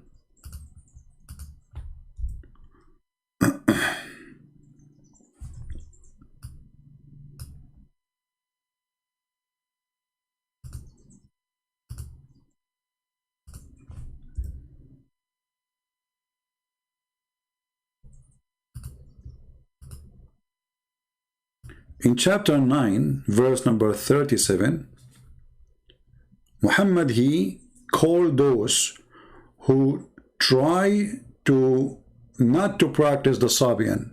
The Sabian, they don't change the calendar. They don't add days to the calendar. They just follow it. The calendar keep coming, whatever the month will be. Like now Ramadan, for the Muslims, it can come in July, it can come in December, it can come in August. Why? Because it's a wrong calendar. The Arab, they used to do corrected every 3 years. The Jews, they correct it every year. This is why you will see that the Jews, they celebrate their occasion, their holiday, in 15 of Nisan. Nisan is a name of the month which is have to come in a certain date. They're going to change it. So what they do? They have to add days to the end of the year. So in order to keep that month to come in the same day every year, they have to correct it. Muhammad, he considered such an act of the devil. Why? Because the Sabian, they told him that this is wrong. So look what Muhammad says. Indeed, post, adding months to the year of Allah is act of kuffar. If you go and read those verses, interpretation, what you will find. Because when you read it here, it doesn't say anything. I mean, this Quran is something stupid. I mean, what we read from this? What you learn from this? Nothing. What indeed postponing restriction of when the second month is an increase of disbelief? What does that mean? You have to go and see what the Muslims saying in their scholars, and then you will find that the verse itself have nothing to do with what they are saying. I mean, it's confusing because the Quran is made by a stupid idiot. And his language doesn't fit with the mind of anyone who can understand Arabic. So if we go to the Quran interpretation, chapter 9, verse number 37.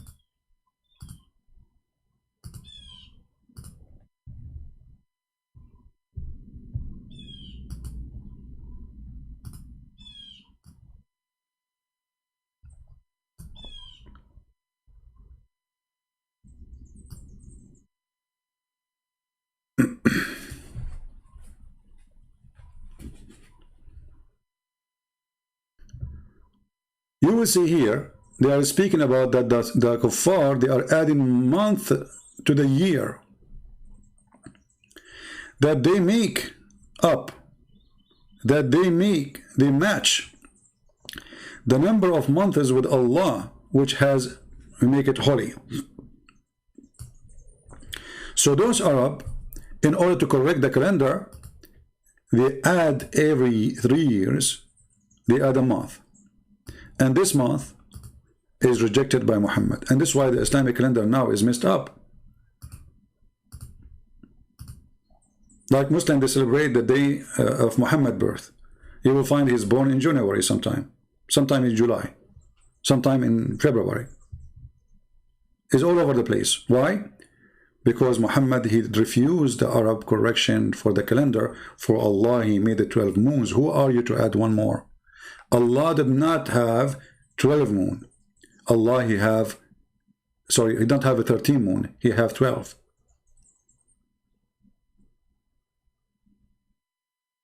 So we have to preserve the 12 moon of Allah. And the one who add a moon to the moon, he is committing evil.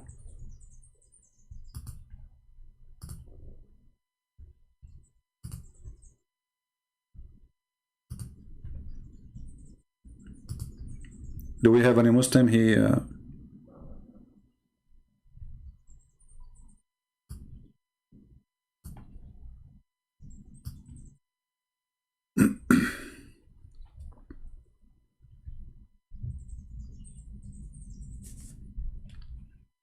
See, they are delaying a month. How they delay that? They add a month because the calendar is wrong. You cannot delay it, but if they don't delay it, the calendar is screwed up. Your Ramadan, it might come in December, and a few years after, it might come in July. Every year, the calendar of Ramadan is different from the year before it. If we go right now and search in Prophet Google, peace upon him.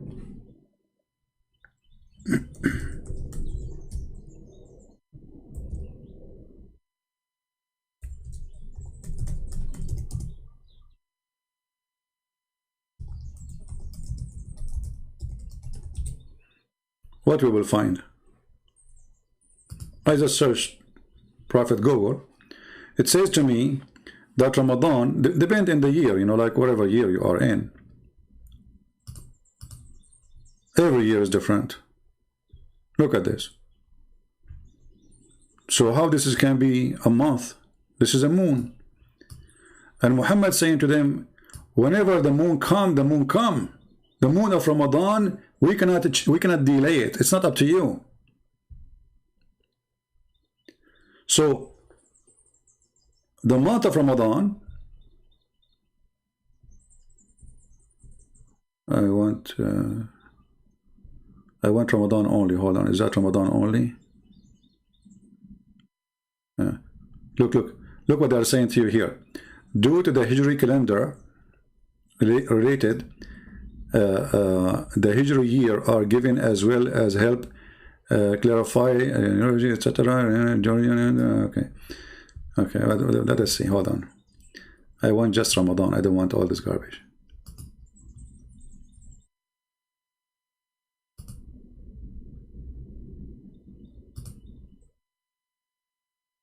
Okay.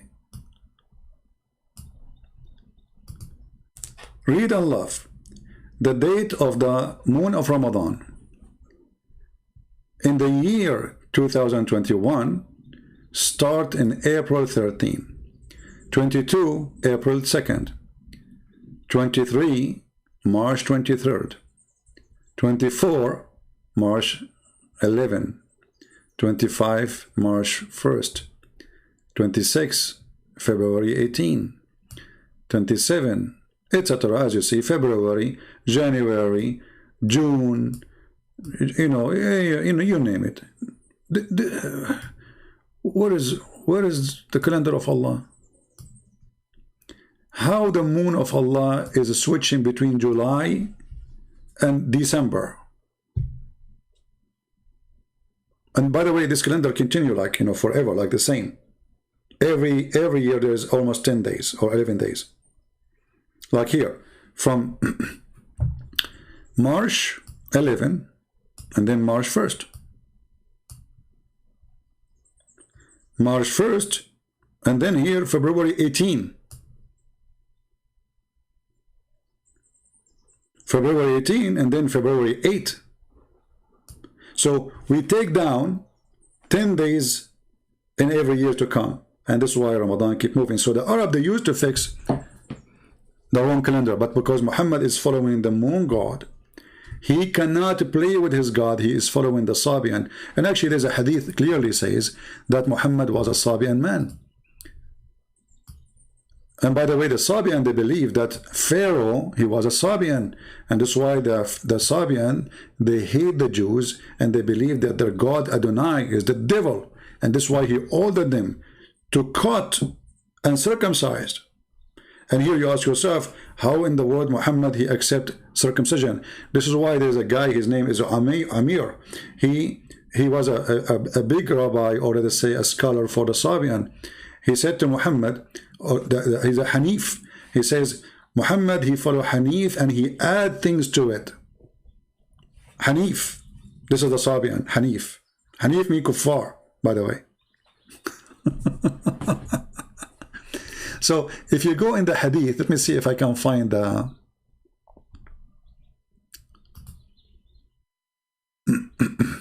okay, I found it. Let's put it in the screen. Are we taking long? Are you guys tired? Who is tired?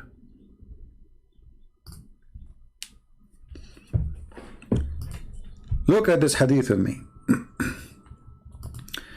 Muhammad, he was with his gang looking for victims as usual, to rape them, steal their money, take their women. So they needed water. So they went, searched for water, and they met a woman who was sitting on her camel between two bags of water. They asked, where we can find water? An old woman, she is getting her water. She replied, I was there, and which means she is pointing her fingers there. This hour yesterday, and my people are behind me. They requested her to accompany them. She asked where? They said to Allah messenger. She said, do you mean the man who is called Sabi'i? Do you see it? What the Muslim, they said yes.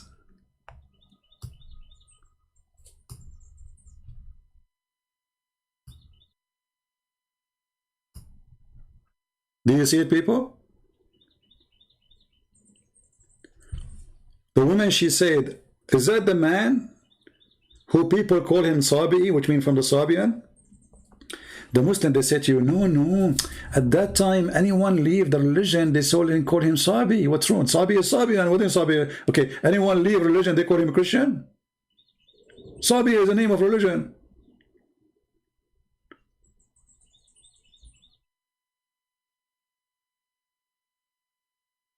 So, is that the one they call him Sabi? They said yes. Actually, you will see in my coming book, I'm working in a book, it's called The Roots of the Quran. I made actually a good part of it, but because this topic is so much complicated, and sometimes you sit and you want to write, and it really gives you a lot of headache, because it's very complicated topic, and you have to get your resource from, it's really crazy. But this is will be a very interesting book, The Roots of the Quran, because we will compare about things where Muhammad is coming, where Muhammad is taking his stories from. And I cannot put all the stories there, otherwise my book will be like 1,000 pages maybe, or 2,000 pages. So I will try to make like a summary of the most important things in Islam. Otherwise, like the same as it in 6 on Allah, if I want to write everything about Islam, speaking about sex, I will not have a space in the biggest library in this earth to write about it, because all of Islam is about sex. So the same here, when we talk about the roots of the Quran, we have to find the source of it. Like there is a book, it's called Kanz Rabba. Kanz Rabba is the book of the Sabian.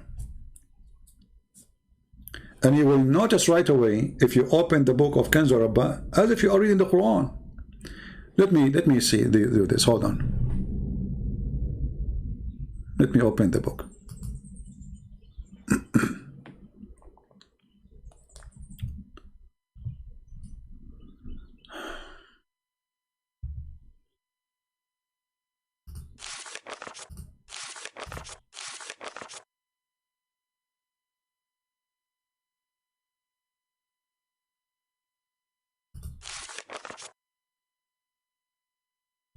I'm just flipping the book. This is the book of the Sabian. It's Quran. It is literally a Quran. And actually here in page number 14, this book have right, Kanz Rabba right, and Kanz Rabba left. It might be confusing for you, but the book is divided to 2 parts. One is called the right, and one is called the left. Here is talking about fasting, etc.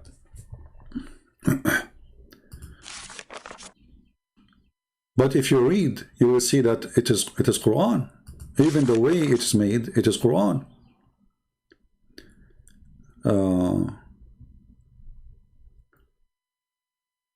Anyone who speaks Arabic, he can read now, and he will die laughing at Muhammad copying from the Quran, from this book a lot.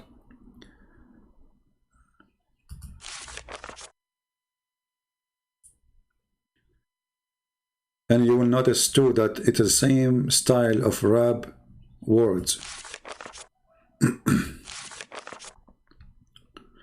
And you will see the first page in the book of Kanz Rabba right is Tawheed.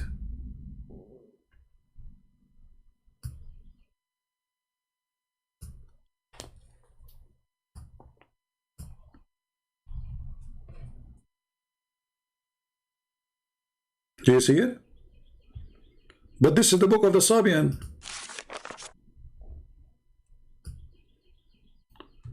This is Kanz Rabba, right?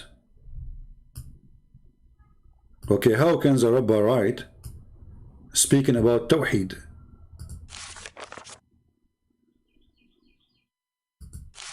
Any Muslim? What Tawheed mean? Do those people believe in one God? They worship stars.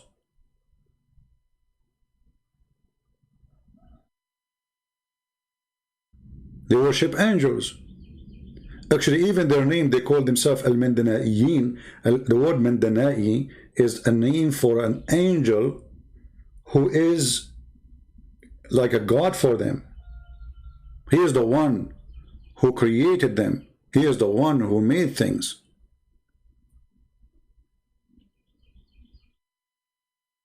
And those people believe that those angels, they have ranks. They are gods, but they have ranks.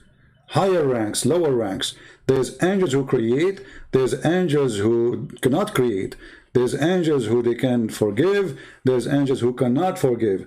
Which means every group of angels, they have a job. And the highest is the one who can create. And the one who can create is in total agreement with Allah.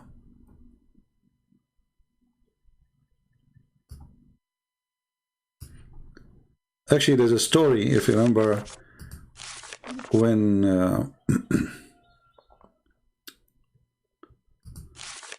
Allah ordered Adam to bow down, the angels to bow down to Adam.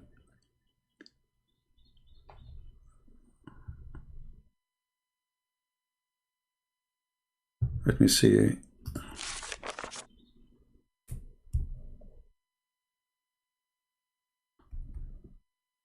Let us see. Anyway, this is a different topic, but you will see, like, I mean, how much Muhammad is copying from this book. This book, when I'm done with it, is going to be very interesting, but it's taking too much time. I'm working in this book almost now for, I think 3 years. You know? But I will finish it for sure. I'm not able to sit every day and write in it, but I think soon I will start like taking some time off from YouTube and those things so I can write. Anyway, do we have any Muslim have an objection for what we said? Anyone can prove us wrong? Anyone?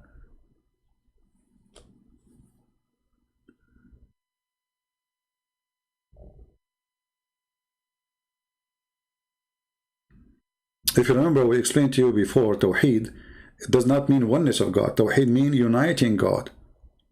Like if you type right now, if I go to Google Translation, let us do this in front of your eyes.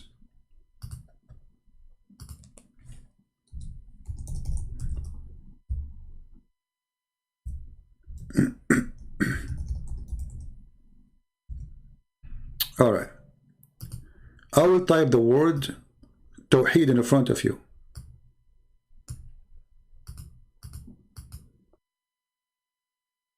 I will make it a sentence. Switch to Arabic.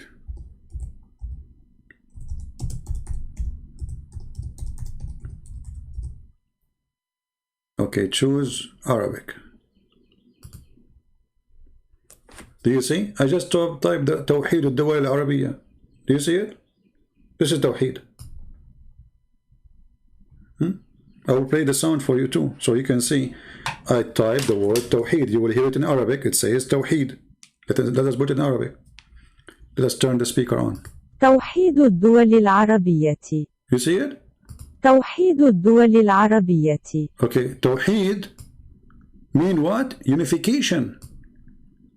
توحيد الدول العربية. Where is the oneness of God?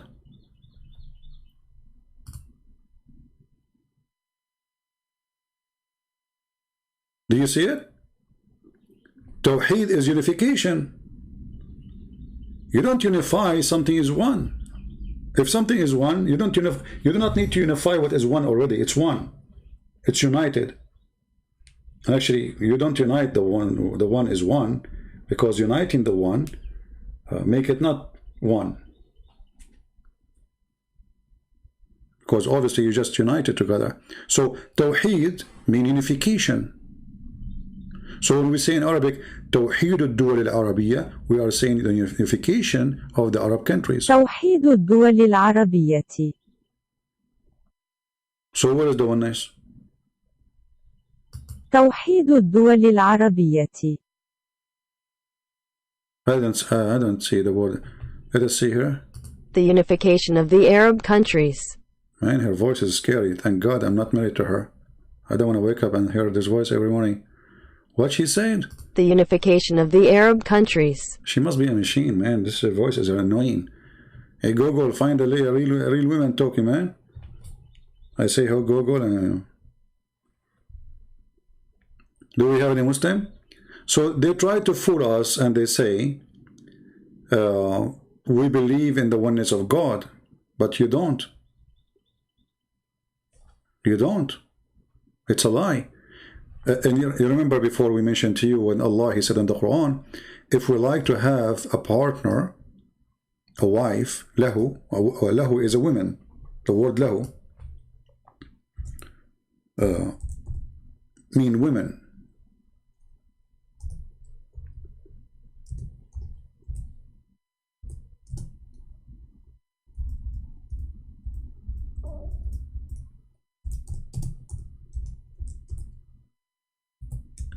So the Quran says, if Allah would like, if He didn't say I, if we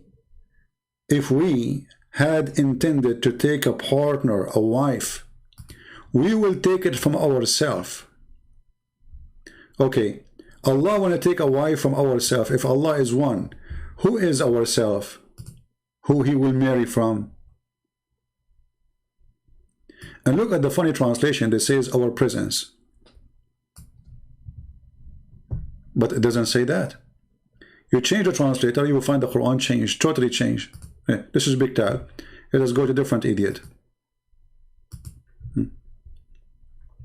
Look what happened. We just changed the translator, we did not change the book. Had we intended to take a pastime, i.e., wife or a son, he need to take a wife in order to have a son, we could surely have taken it from us. Okay, how Allah is one and he would like to take a wife from us? Allah is going to have sex with himself like shaitan. Shaitan, according to Muslims, Allah created for him, the first shaitan, Allah created for him a penis in the right thigh and a vagina in the left thigh, and then he shake this into this and he do nikah, and then he, which means if himself, and then he laid 10 eggs. True story. So when they say to you, we believe in the oneness of God, the Muslims, they believe in Tawheed, not in the oneness.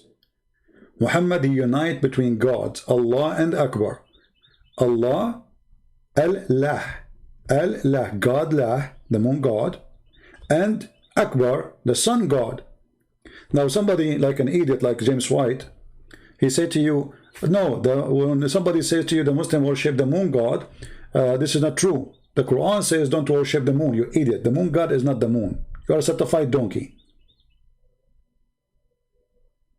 This is why it says Allah, he had the 12 moons. He is the God of the moons. Donkey.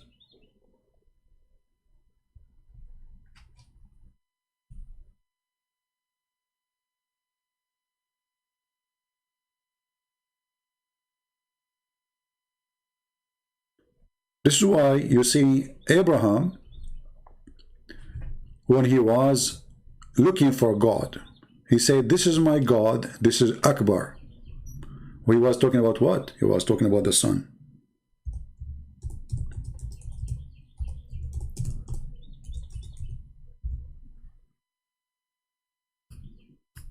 Chapter 6, verse number 78. So Abraham first, according to Muhammad, he started worshipping the planets.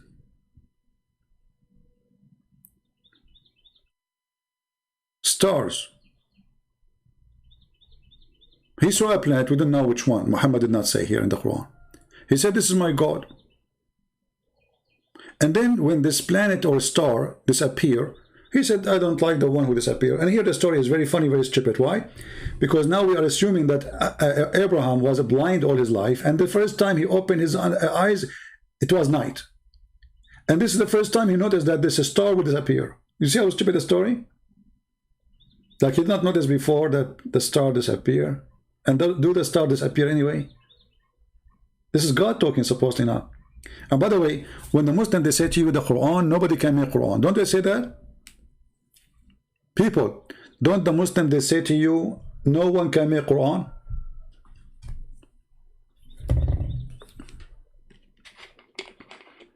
Is that correct?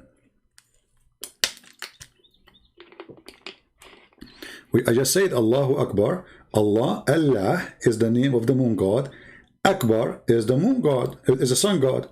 This is why here, if you go down, it says, when he saw the moon rising up, he said, this is my Lord, but it said, so unless my Lord guide me, I shall not surely be among the Aryan people. So he was worshipping the moon, not the moon god, you know.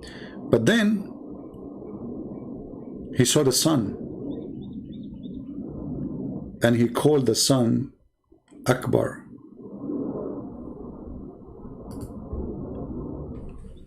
Muhammad at that moment, he was trying to make the Jews believe that he is like them. He's a Jew. See, Muhammad is like Obama. He's a Muslim with the Muslim. He's a Jew with the Jew. Like Obama, he go to Egypt, he quote the Quran. Obama, he go to Jerusalem, he wear the hat of the Jews. Obama sit with the atheist, he make fun of the Bible. Obama sit with the gays, he is a gay. This is how to be a president, you know. Corrupt word. So when he saw the sun rising, he said, this is Akbar. He did not say this is a greater. He says this is Akbar. Akbar is what the sun is described. How come he did not describe the moon? Akbar. Is really the sun is bigger? Is it? Why he called it Akbar? Actually, there's in Tafsir Ibn Kathir,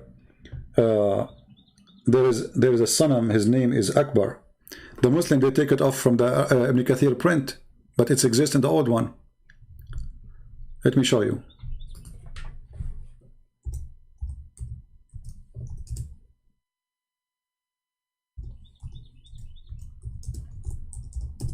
Like in the other day, I went to search for it. They took it off from the new print.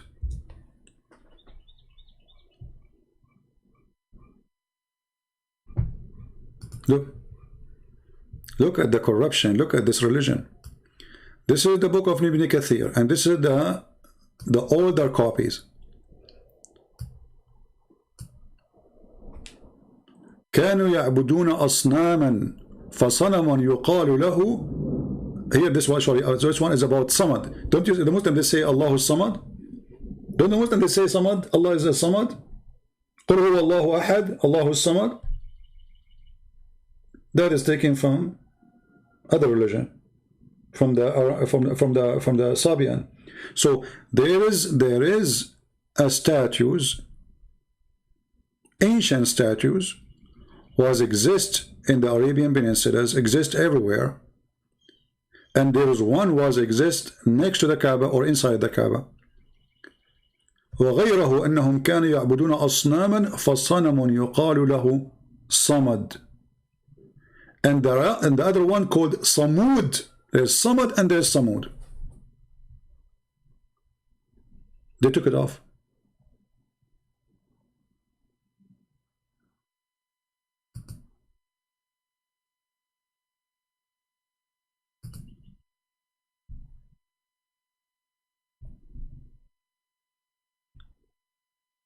Look, here, they took it off. They changed it.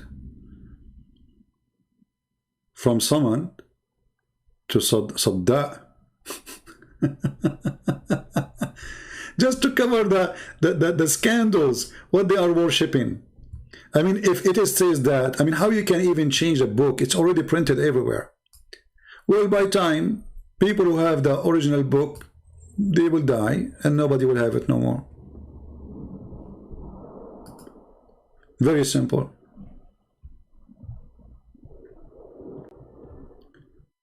Do we have any Muslim want to say anything?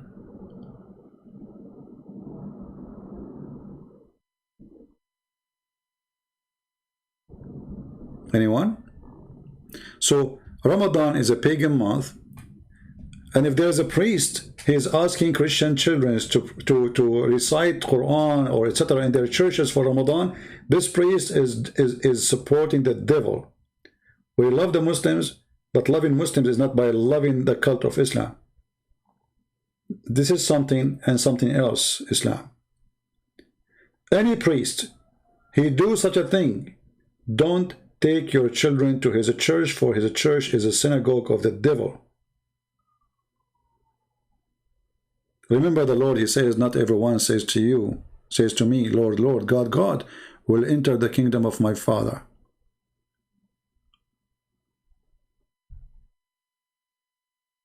There's many liars of them.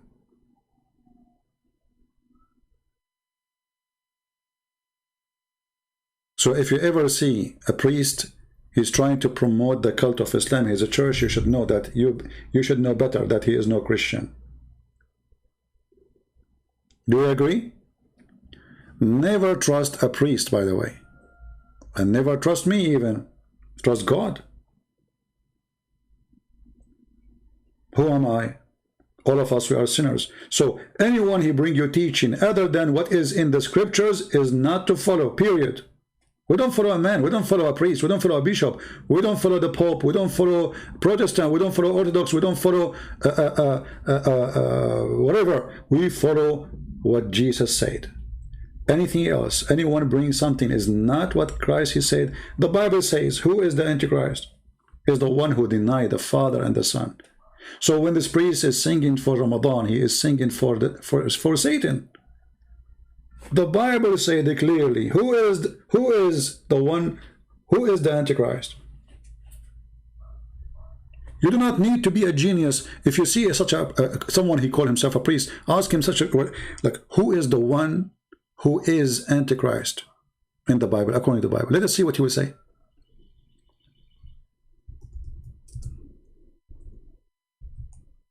It is the one who denied the Son and the Father. Don't Islam deny both? Islam don't believe that we have a Father, and Islam does not believe that God have a Son. So when somebody claims to be a priest, he's teaching according to who? They say to you, this is interfaith, to be nice to Muslim. Be nice to Muslim, give a donation, feed the poor people. Go walk in the street. If you see somebody is a Muslim and he's poor, help him. Not by praying to Allah. When you pray to Allah, you are not feeding the Muslim. You are not feeding a Muslim, you are not feeding Christian. You know, this is what people help.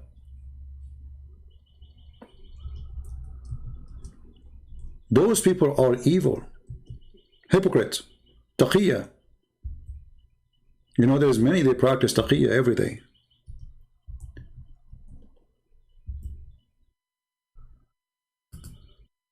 He is Antichrist, the one who denied the Father and the Son.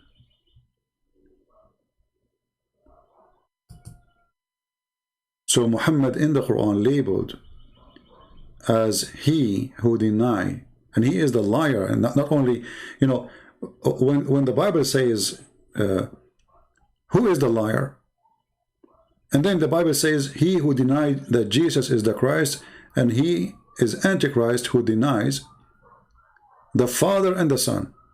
So Muhammad, he have two description in the same time. He is Antichrist and he is a liar. So when somebody claimed to be a priest and he said to you, I'm going to teach the children in our churches to sing for Ramadan. What is Ramadan? A month brought or celebration ritual by the man who killed people on Ramadan. This is the month where Muhammad slaughtered the Christians. This is actually the last war they have against Israel. It was the war of Ramadan. Ramadan is not the month of peace. Muslim, they say to you, oh, in Ramadan we don't have war. Most of the wars Muhammad did and Muslim did, it was in Ramadan. But who is the liar? It is the one who denied the Father. It is the one who denied Christ. How do you deny Christ? Or Muhammad, he says that Jesus is the Christ. No, actually, he gave him a different name. He said that Isa is the Christ. We don't know what he said. But let us say, for the sake of argument, Muhammad is stupid and he thought this name is correct. Still, he don't believe. And he teaches his followers to kill those who believe that Jesus is a son of the Father. And this is why he is an Antichrist. He's a liar. He's a false prophet. You have a false prophecy. All the prophecies of Muhammad are false. And I challenge any Muslim right now, if any one of them he can show me one prophecy is not false. After all those hours I am live on air, I'm willing to open my paltalk for you. If you have the guts to show me one prophecy Muhammad said is not a fraud. Just one. They don't dare. But if you are a guy who is a blonde with blue eyes, the Muslims will be lined up to prove you wrong. But in my case, nobody show up.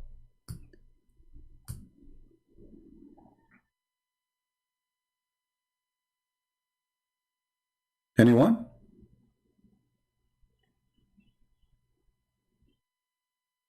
So my friends, anyone he call himself a priest and he bring a good image of Islam to your children, this guy is more dangerous than the devil himself. Take your children away from him.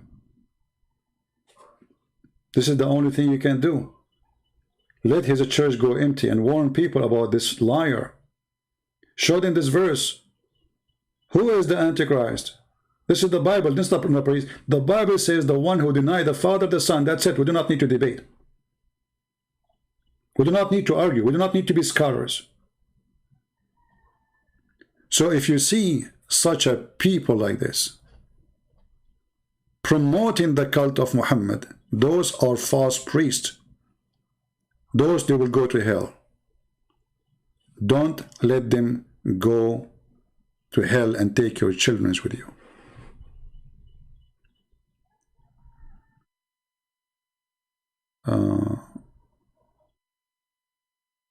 The prophecy of Muhammad saying Islam will, I don't know about that one.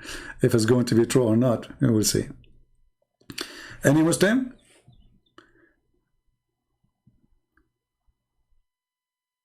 You know what? I think I'm thinking now to make my coming broadcast. I call it Muhammad is a false prophet. Prove me wrong. And we will challenge the Muslims, any Muslim, to call us and show us one prophecy of Muhammad.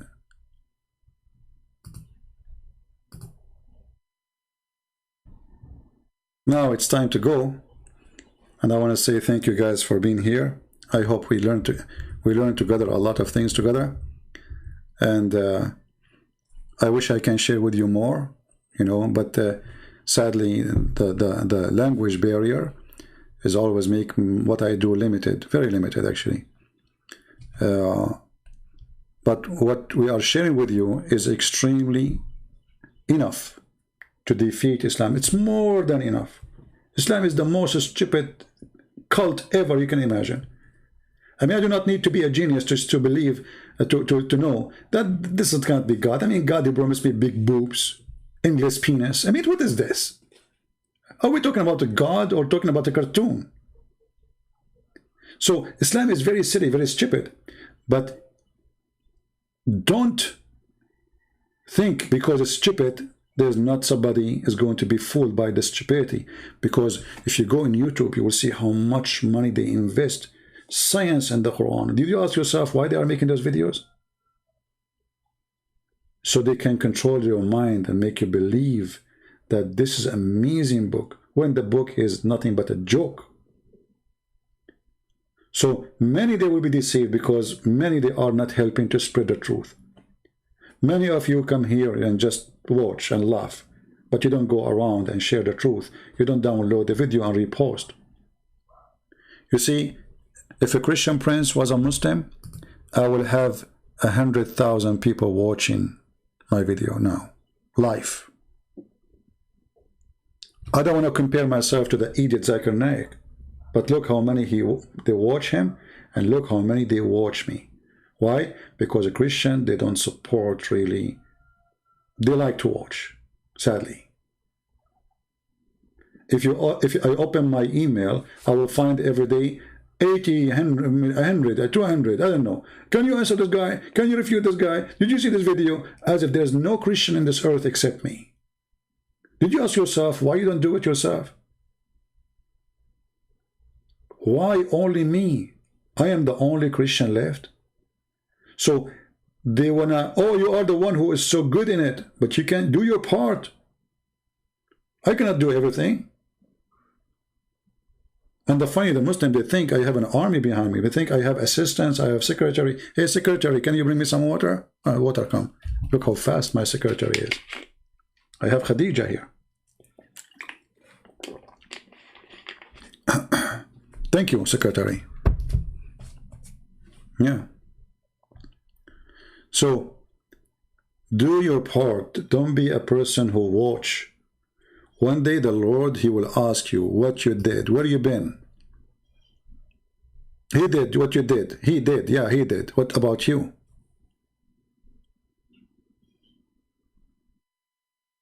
If you think that day is not coming, you are mistaken. Time goes so fast. unless you are a female. Time is frozen, you know, that's it. The spray fixture, what they call it, this one for the hair. And that's it, like, time doesn't go. Like, what? I'm 17 years old, you know? My mom, she is 17. My grandma, she is 16. Yeah. Time goes so fast, my friend. And time will come and there will be questions about what you did. If you are a male or a female, doesn't matter. All right? And don't worry about what people say. Worry about what God will say about you. The Lord, he says, from their fruits you shall remember them. You shall know them. Not from your names. Your name doesn't count. You call yourself a Christian, you call yourself Mary, you call yourself George, you call yourself whatever you want. It is what you do. Yeah, like here we have a predictor. He have a lot of work, actually, he did translating. So subscribe to his channel, by the way. Anyone, those who download my videos, if you want to watch my videos, because I delete them, subscribe to them, so always you can see what you missed. Support them. They deserve your support. All right. Do a refutation class for us so we can refute Muslims. This is what I do here in Torah. What are you talking about? Everything we are doing here is teaching you how to refute them. So what I was doing for the last 3 hours now, what I did yesterday and the day before and the day before and the day before, we are teaching you how to refute them. My friend, knowledge, seek knowledge, not refutation. Seek knowledge. When you have knowledge, you can refute anyone when he says something wrong. If he says something right, you agree with him. So seek knowledge, don't seek challenge. Because challenge can be foolish too, you know. I mean, okay, I'm going to prove them wrong, but they are right. So seek knowledge. That's why the Lord, he says, search the books, read them, and then what will happen? Then you will know the truth. And what will happen then? The truth will set you free. But if you go in the Quran, in chapter 5, as an example, verse 101, it says, ask not questions. The Muslims, they say that people, they were asking Muhammad silly questions. Well, everything from Muhammad is a silly question, because you have no answer. Name for me one thing Muhammad have answer for it. Even when the people, they ask him about the spirit, which is extremely important question. What Muhammad, he says, only Allah knows. It's from the command of my Lord. They are asking you, who is this spirit? You don't tell them from the command of my Lord. What is the answer? So Muhammad, because he knew he's a fraud. Look at this verse. Look at this stupid verse. Ask not about things which is made plain for you. Okay, well, so we ask about what? Because people, they ask question about things is plain for them. Otherwise, they do not need to ask you. Do you see the stupidity? If we are not allowed to ask about things made plain for us, so we will ask about what? About things is not plain? If it's not plain for me, there's no reason for me to ask.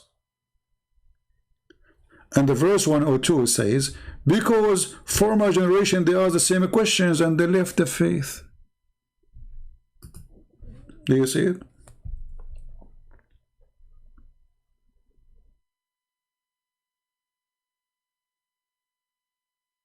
So with Jesus is the opposite. He wants you to read the books. He wants you to learn. Educate yourself. He don't want a fool follower. A fool, there's two kinds of fool, by the way. There's a fool by choice, which means he decided not to learn. And there's a fool who learned, but he decided to be a fool still. And I will explain that to you. You will see a guy supposed to have a PhD, and he's a Muslim. And then he want to believe, this is it, that Zakir Naik is a doctor, right? Don't they say that Zakir Naik is a doctor? Okay. If we ask Zakir Naik, let me find Zakir Naik, hold on. We miss him. Don't you guys miss him? I was going to leave an hour ago. I hate you people. I know many of you now getting excited. We want to have fun. Zakir Naik is coming. Like, hey, Zakir Naik. What a joker. I mean, if this is their scholar, so who is the idiot?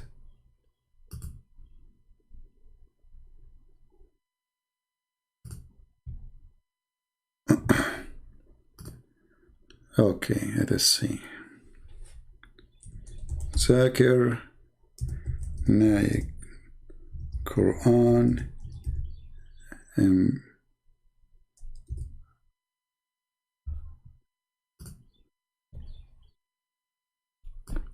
okay, look at this. Are you ready?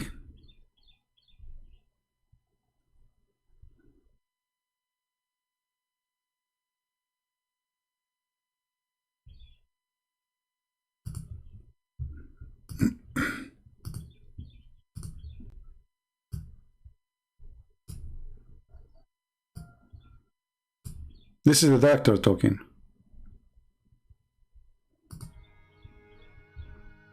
Okay, come on. All the data that we could find in the Quran, as well as the Hadith, dealing with embryology. And they followed the verse of the Quran, Surah Nahl, chapter number 16, verse 43. And Surah Anbiya, chapter number 21, verse number 7, which says, فَاسْأَلُوا أَهْلِ الذِّكْرِ إِن كُنْتُمْ لَا تَعْلَمُونَ. He just killed Muhammad. اسألوا أهل الذكر إن كنتم لا تعلمون. So ask the Christians and the Jews. The verse saying, ask the Christians and the Jews if you do not know. If you don't know, if you are in doubt, ask the person who's knowledgeable. So no, it doesn't say the person who is knowledgeable, you idiot. Ahl al-Dhikr, the people who have a book. He don't even know how to translate his Quran. The Arab students, they collected the verse of the Quran and the Hadith dealing with embryology and translated into English and presented it to Professor Keith Moore. That was about 30 years back. Yeah, well, this guy, he made himself, he made a book saying the Arab, they were great in science, except Islamic scientists, they were not good when it's come to embryology. And he quoted the Quran, the same one, the same person, they keep quoting his name. And I gave you the link for him. Who have it? Do you admin have the link for this Moore, Dr. Moore? Post it. This guy, he himself, he made fun of the Quran. And the Muslims, they keep quoting him. They invited him for a conference in Saudi Arabia. He got a big check. So he said, yeah, it says like something new. But in his book, this guy, he made fun of the Quran.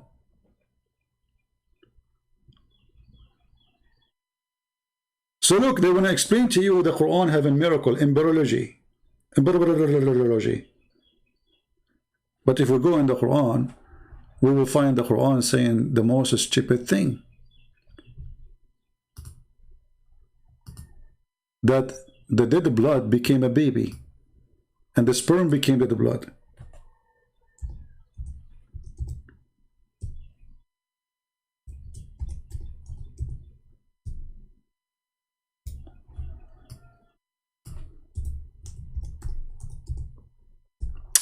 I hate my keyboard. There's something wrong with it.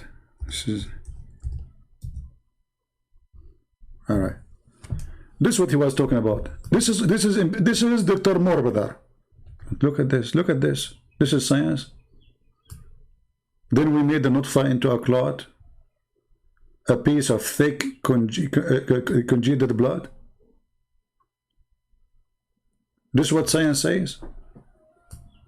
That a human being, sperm, the man's sperm, will become a dead blood, and then the blood will grow.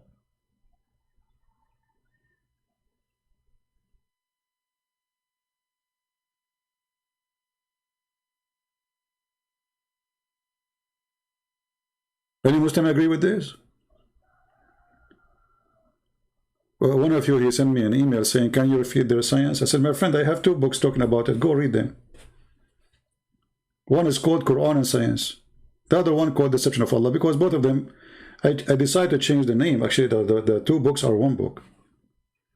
The 2 books, because they became so big, you know, keep writing, keep writing. I said to myself that I have to stop, otherwise it's endless. So I made them 2 books. Deception of Allah and Quran and Science. Go and read and laugh. This is science.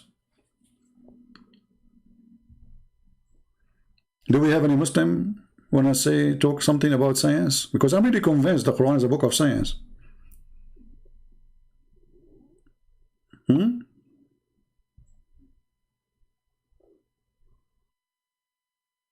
Anyone? And Muhammad is the first one who come to a conclusion that if you have orgasm first, the baby will look a male and will look like you. And then the Muslim in translation, they say, oh, the Prophet was talking about the chromosome. The Prophet was talking about the chromosome, but he's saying it is thick and white, talking about the sperm, what the chromosome. And he says the one who comes first, comes first. Suddenly, the one who comes first became a chromosome. Science. This is why if you look like me, you look so bad, I mean, and you are going to sleep with your wife, and you want to have a baby, well, don't have orgasm first, because then you will look like you. You don't want that to happen to your son, don't you? Do you? So let your wife have orgasm. So like choose a wife, she is good looking, and then never have orgasm first. Never. Otherwise, your kids will look like you. Well, you don't want that. Unbelievable. Like, you know, if I get married and I will say, no, you come first. She said, no, you come first. I said, no way, you come first. She said, you come first. I said, no, you don't understand. If I come first, the baby will look like me. I cannot do that. Stop, you are torturing me. Wisdom of the Prophet.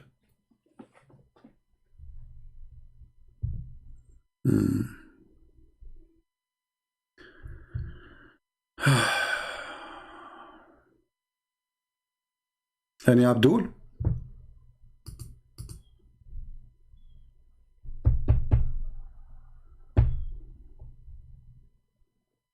And by the way, one of the most amazing thing about the sexual intercourse in Islam is when you go to the bedroom with your wife, you have to make a prayer. Like now, your wife, she is taken to take off her clothes, and she is waiting to His Majesty. She is excited, and now we start to you have to pray to Allah to protect your penis.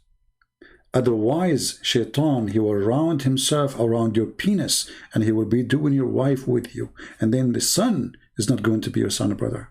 A'udhu billah. That's science. I mean, who can deny that?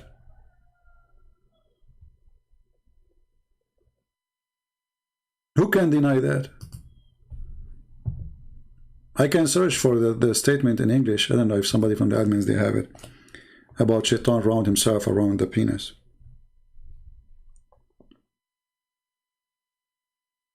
I remember once, there was a Muslim, he came to a chat room in a program called Paltak, the one I use for Muslims to call me now. So this guy, each time he come to the mic and he say, you Christians are sons of Shaitan. Anyway, so once the admin, I was there. I used to sit like I'm working my book, and you know, just for fun. I'm listening. So the admin in the chat room, he said to me, can you just take the mic and say something to him? I said, say what? He said, I don't know. I mean, this guy, he do the same. Each time he come, he say the same to us. I know you are going to come with something. I don't know what it is, but you will make him not to say that forever. So I took the microphone. I said to him, so Abdul, are you saying that the one who is not a Muslim, Shaitan sleep with his wife and his sons will be sons of Shaitan? He said, yes. This is hadith. The Prophet says so. And then I said to him, are you sure that this hadith is authentic? He said, yes, it's authentic. I said, are you sure it's authentic? He said, yes, I told you it's authentic. I said, again, third time. You have to say it 3 times like Muhammad. Are you sure it is authentic? He said, what's wrong with you? I told you already it's authentic. I said, well, based on what you are saying, then your prophet himself is a son of Shaitan. Because your prophet, his father was not a Muslim, and his mother, she was not a Muslim too. So his father, when he had sex with his mother, Shaitan, he round himself around the penis of Muhammad. You should see what happened to that guy. He started crying, literally. Oh, may Allah kill you. May Allah destroy you. You have a smart brain like the devil. Like, you idiot. You want to keep saying to us we are sons of Shaitan because we are not Muslims, and Shaitan, he bound himself around the penis of our father.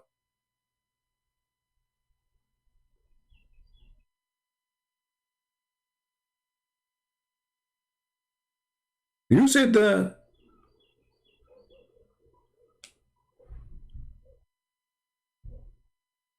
And then when I said to him, well, this is mean your prophet himself, and look here how stupid Muhammad is, how you say to them such a thing?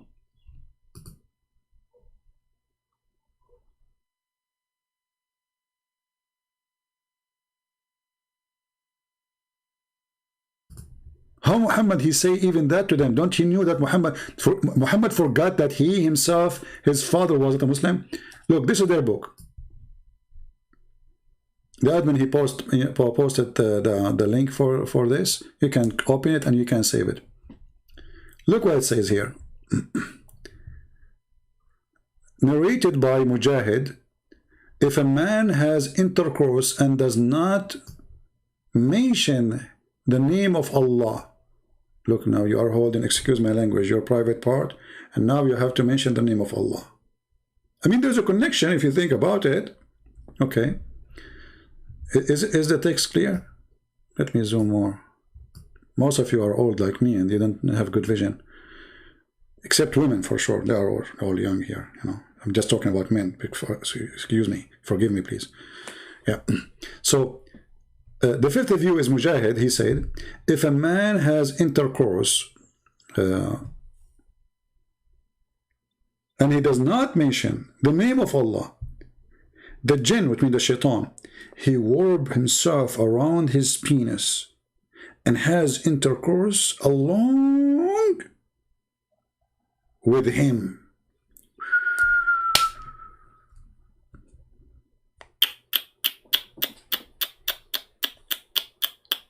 That's so dangerous, man. And here you notice that the Prophet Muhammad is the first one who come with Mr. Condom. Who is the one who come with Mr. Condom? Prophet Muhammad. Take it or leave it.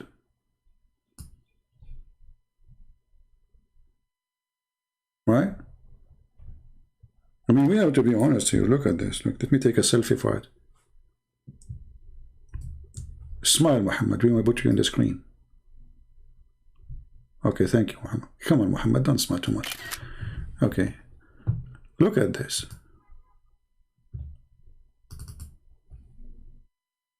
Isn't this is amazing knowledge? How Muhammad, who is not a doctor, he knew this. Let us face it together. I mean, I know you are Christian, you don't want to believe in Islam, etc. But how the Prophet, he was able to accomplish such a knowledge beyond our vision? Because you cannot see the shaitan rounding himself around your penis. So, shaitan is a condom. He is. I mean, it's in front of you. He round himself around. So why people, they have sexual diseases if shaitan always is rounding himself? Shaitan should have the disease, not him, because he will go rounding himself.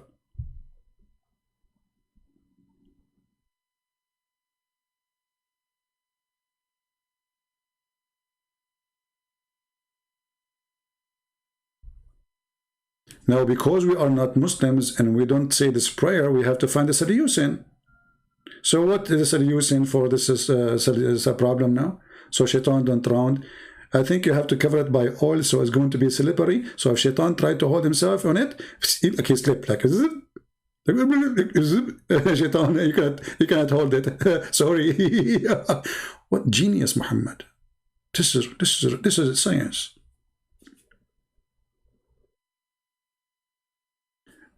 Just to show you another science of Muhammad, just a little more, you know. You do not need too much science, because too much science will kill you. You know you know the thing. You know what I'm saying? You know the thing, huh?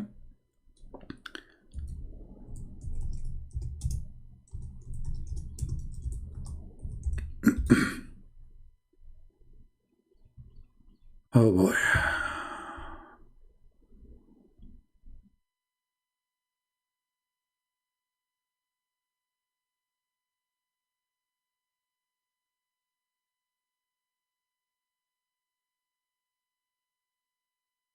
Wait, let's see. Where is the video of this guy?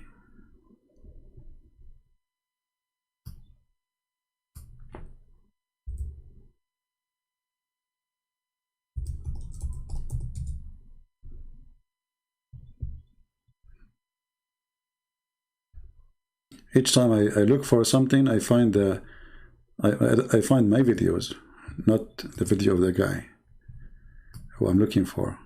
Ah, here we go. But this is not the whole video, it's a very short video. But this is science too, I mean, we have to admit. Hadith of Tirmidhi it says, yeah, when you give the adhan, the shaitan, he not only runs, but the hadith says, lahu durat. You know what durat is? Durat is, he runs, and as he's running, yeah, his fart comes out. Lahu durat. I'm not making this the hadith. And listen to the hadith, like, for example, you know what the deen is about? The deen is about getting the shaitan away from you. So, you know, you go into the toilet, you know, Bismillahi Allahumma inni a'udhu bika min al-khubuthi wal khaba'ith. Now you are going, excuse my language, you are going to do literally shit. Literally. I say the word as it is. And now you have to say Allah. I mean, now you have to remember Allah. And now you have to pray to Allah. Why? What is the occasion? It's a shit time. Excuse my language. I know some people, they say you should not talk like this. I don't care what people say. Deliver it as it is. Not the shit, I mean the word. No manure, no manure. So Allah protect me from these devils. You go in there with your left foot. The left foot you went in, you get... Left foot, brother. Brother, left foot. Don't enter with the right foot, brother. No, haram. Haram. Left foot, left foot, left foot, left foot. Don't enter with the right foot. Please don't do it. Such a mistake is really serious and dangerous. Brother, what will happen if I enter with the right foot? Shaitan, he will put a screwdriver in your anus. I'm serious. He will go, he will play with it. You know, he play with it, and you have to go to the bathroom like, you know, do it, you know, it's not coming. Even if you enter with the left foot, but you don't say the prayer, like if one of them is missing, that's it. Shaitan, he got you. He got your anus. Get a reward for that. You're in the toilet, shaitan can't see you anymore. That's in a hadith. Bismillahi Allahumma inni a'udhu bika min al-khubuthi wal... Look. You say the prayer, shaitan, he can't see you. Become invisible. I'm going to do that to rob a bank. I will say the same prayer and will go. Let me see if they will see me when I get inside the bank. I will go and take all the money and get out, and nobody will see me, like security, nobody, like, you know, like even the camera, like there's nobody, you know, like why? Because you said this prayer, you became invisible. Shaitan cannot see you, brother. This is deep. Durat. You know what durat is? Durat is, he runs, and as he's running, yeah, his fart comes out. Lahu durat. And do you hear the background music? This is like praying to Allah. I mean, look at the topic and look at the music in the background. I mean, it fit perfectly. Perfect background with perfect topic. It's a shitty religion, what we can say. What is this background is about? What a Muslim, what are you doing? Lahu durat. You know what durat is? Durat is, he runs, and as he's running, yeah, his fart comes out. Lahu durat. I'm not making this the hadith. And listen to the hadith, like, for example, you know what the deen is about? The deen is about getting the shaitan away from you. So, you know, you go into the toilet, you know, Bismillahi Allahumma inni a'udhu bika min al-khubuthi wal khaba'ith. So Allah protect me from these devils. You go in there with your left foot. The left foot you went in, you get a reward for that. You're in the toilet, shaitan can't see you anymore. That's in a hadith, right? Guys, I have to go to the bathroom. I want to try something. Because honestly, like, all of us, we have to say the truth. We suffer when we go. Because none of us say this prayer. None of us, we say this prayer. We have to be honest. Come on. How many of you suffer every day? All of you must be, you know. Hindus, Buddhas, atheists, all of you. You go to the bathroom, shaitan, he play with your anus. If we take a photocopy of your anus, only Allah knows what we will find there. Screwdriver, screws, maybe a spoon, a fork, a chair. I mean, whatever shaitan he used for his living room.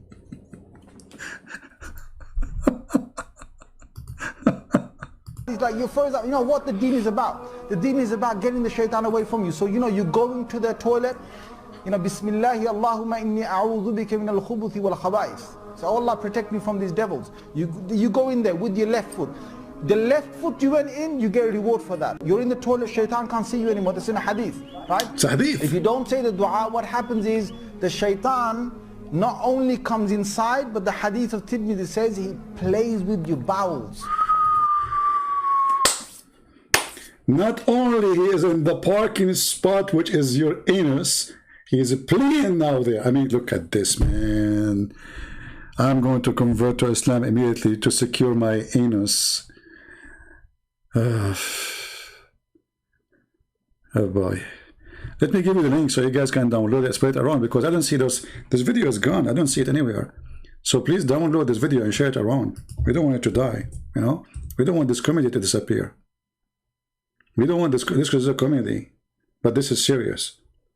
You see, I read the hadith for you, you might not see it.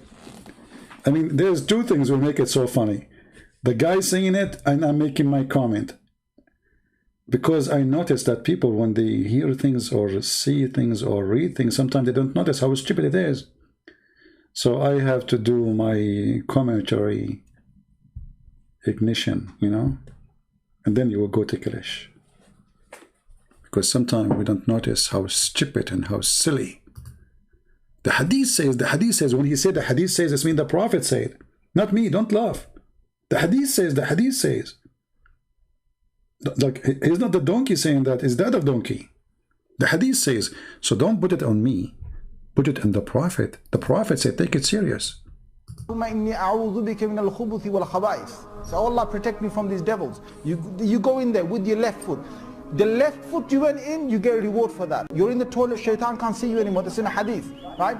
If you don't say the dua, what happens is the shaitan not only comes inside, but the hadith of Tirmidhi says he plays with your bowels.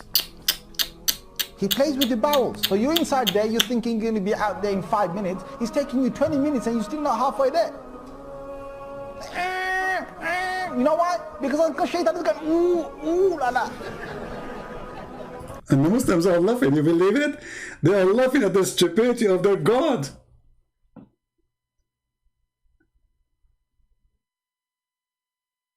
You are now sitting in the toilet seat. Okay, hold on. This is not enough for you guys. I think we need to have to do some work here. I mean, I don't think this is working. I think the explanation of this guy is not good enough for you. I don't know, I have a feeling that you are not understanding how serious the situation is. This is very serious. Imagine, brother, you're entering the bathroom. Brother. I'm not going to say sister because this is really offending for women. Brother, you are entering the bathroom and you forgot to say the prayer. Let us call Zakir Naik. He's now in the school, and now soon he will take a break from the school. He's a teacher, you know, he's a big teacher. He's teaching in Harvard, University of Pakistan, in Bangladesh, which is in Malaysia. See, he took a break now. Okay, now let me call him. Now we can call him, because before that he is busy, you know, he's busy.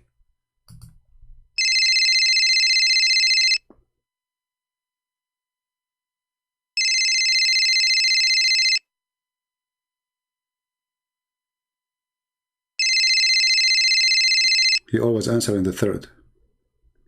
Hello? Christian Prince, I can talk to you.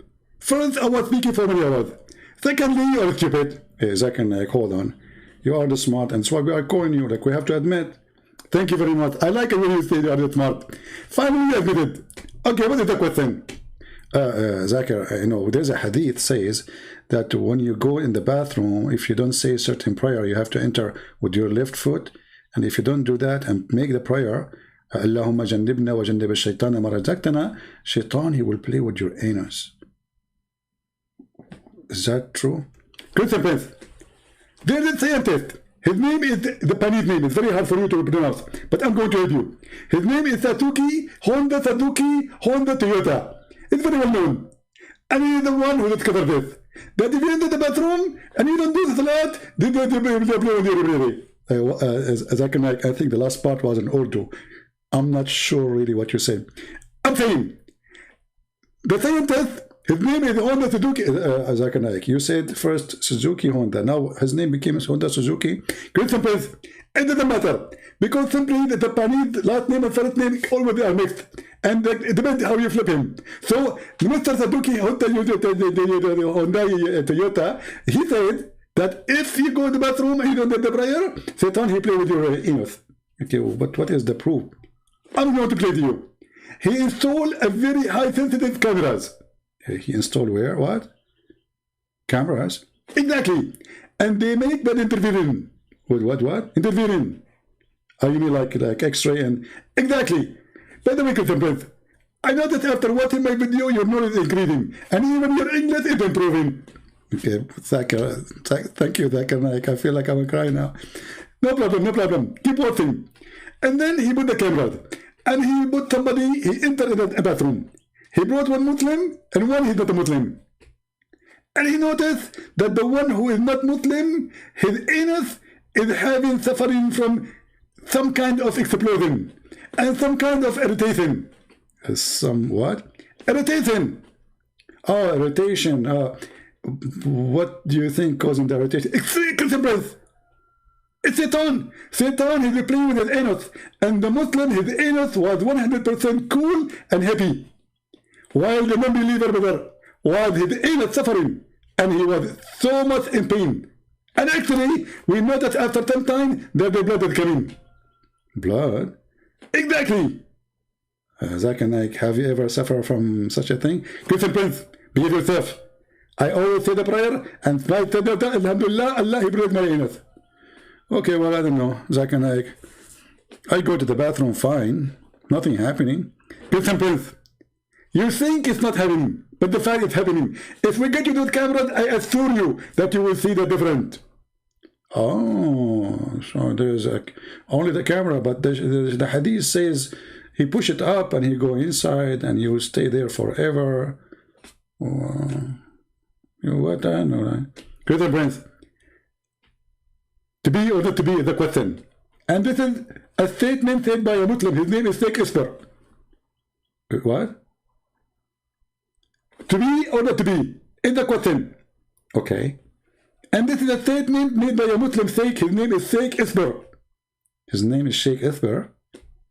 Shakespeare, you mean? He was a Muslim? Exactly. And he is one of those who witnessed for the scenario. Because his wife, he was a Muslim. And he was a Muslim. When his wife to go to the bathroom, he stayed there for 10 hours. And he was upset from her. That's why he divorced her. And then he married second woman.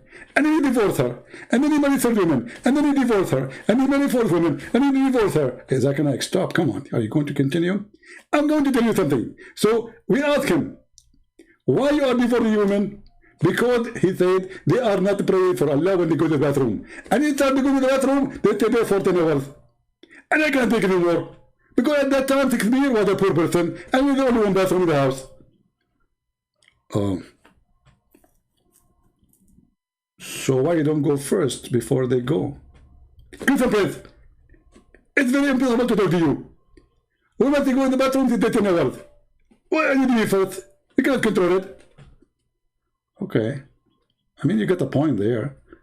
If she's staying there for 10 hours doing poo-poo. Exactly. I mean, 10 hours. Not 16 hours. Christian Prince, I think you're making fun of me. And you know, you're fully and you're a Tibet. And this is proven scientifically. And thank you very much for calling me. And don't call me again. Thank you. Bye-bye.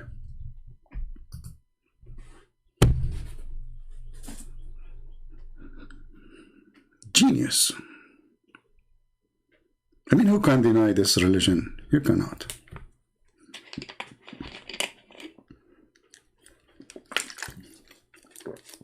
And then they make videos for you about Quran and science. and the prophet of science. And now you are inside the bathroom and shaitan is inside your anus. He plays with the bowels. So you're inside there, you're thinking you're going to be out there in 5 minutes. He's taking you 20 minutes and you're still not halfway there.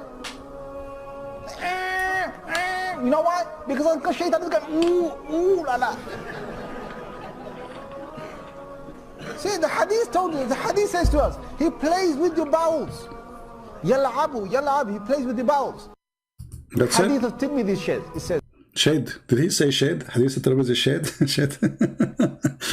Anyway, what a shitty topic. I want to say, guys, thank you very much for being here. I think it's time for me to go. I hope we have a good time together. Remember, we are not here just, yes, we have a good time, we laugh, but this is a very serious topic, and they are trying to deceive your children. They are spending a lot of money in Europe, in Australia, in Canada, in USA, billions, not millions, in order to deceive your children. So you have a duty, serious duty. A church starts at home, not at school, and not at church. For many who they are in the churches who claim to be priests are deceivers, and they are politically correct. Many of them don't even dare to say that Islam is of the devil. And if somebody says that, they will make him the devil himself. Fighting the devil is not easy. I do my part. Do you do your own? Protect your family, teach them, educate them, so you will not have one of your family to be a victim. One of your children go to school and they fool him. Teach them, educate them, and don't want them to be exposed to lies without being protected with the truth. Thank you all for being here. May the Lord bless you. Pray for the Muslims. We love them, we don't hate them, but Islam for sure is nothing but a fraud, a scam, an evil religion. The Lord, he said, from their fruit you shall know them. And Muhammad is a fruit, is more than proof of how evil Islam is. God bless, and see you soon again. God bless you. Take care.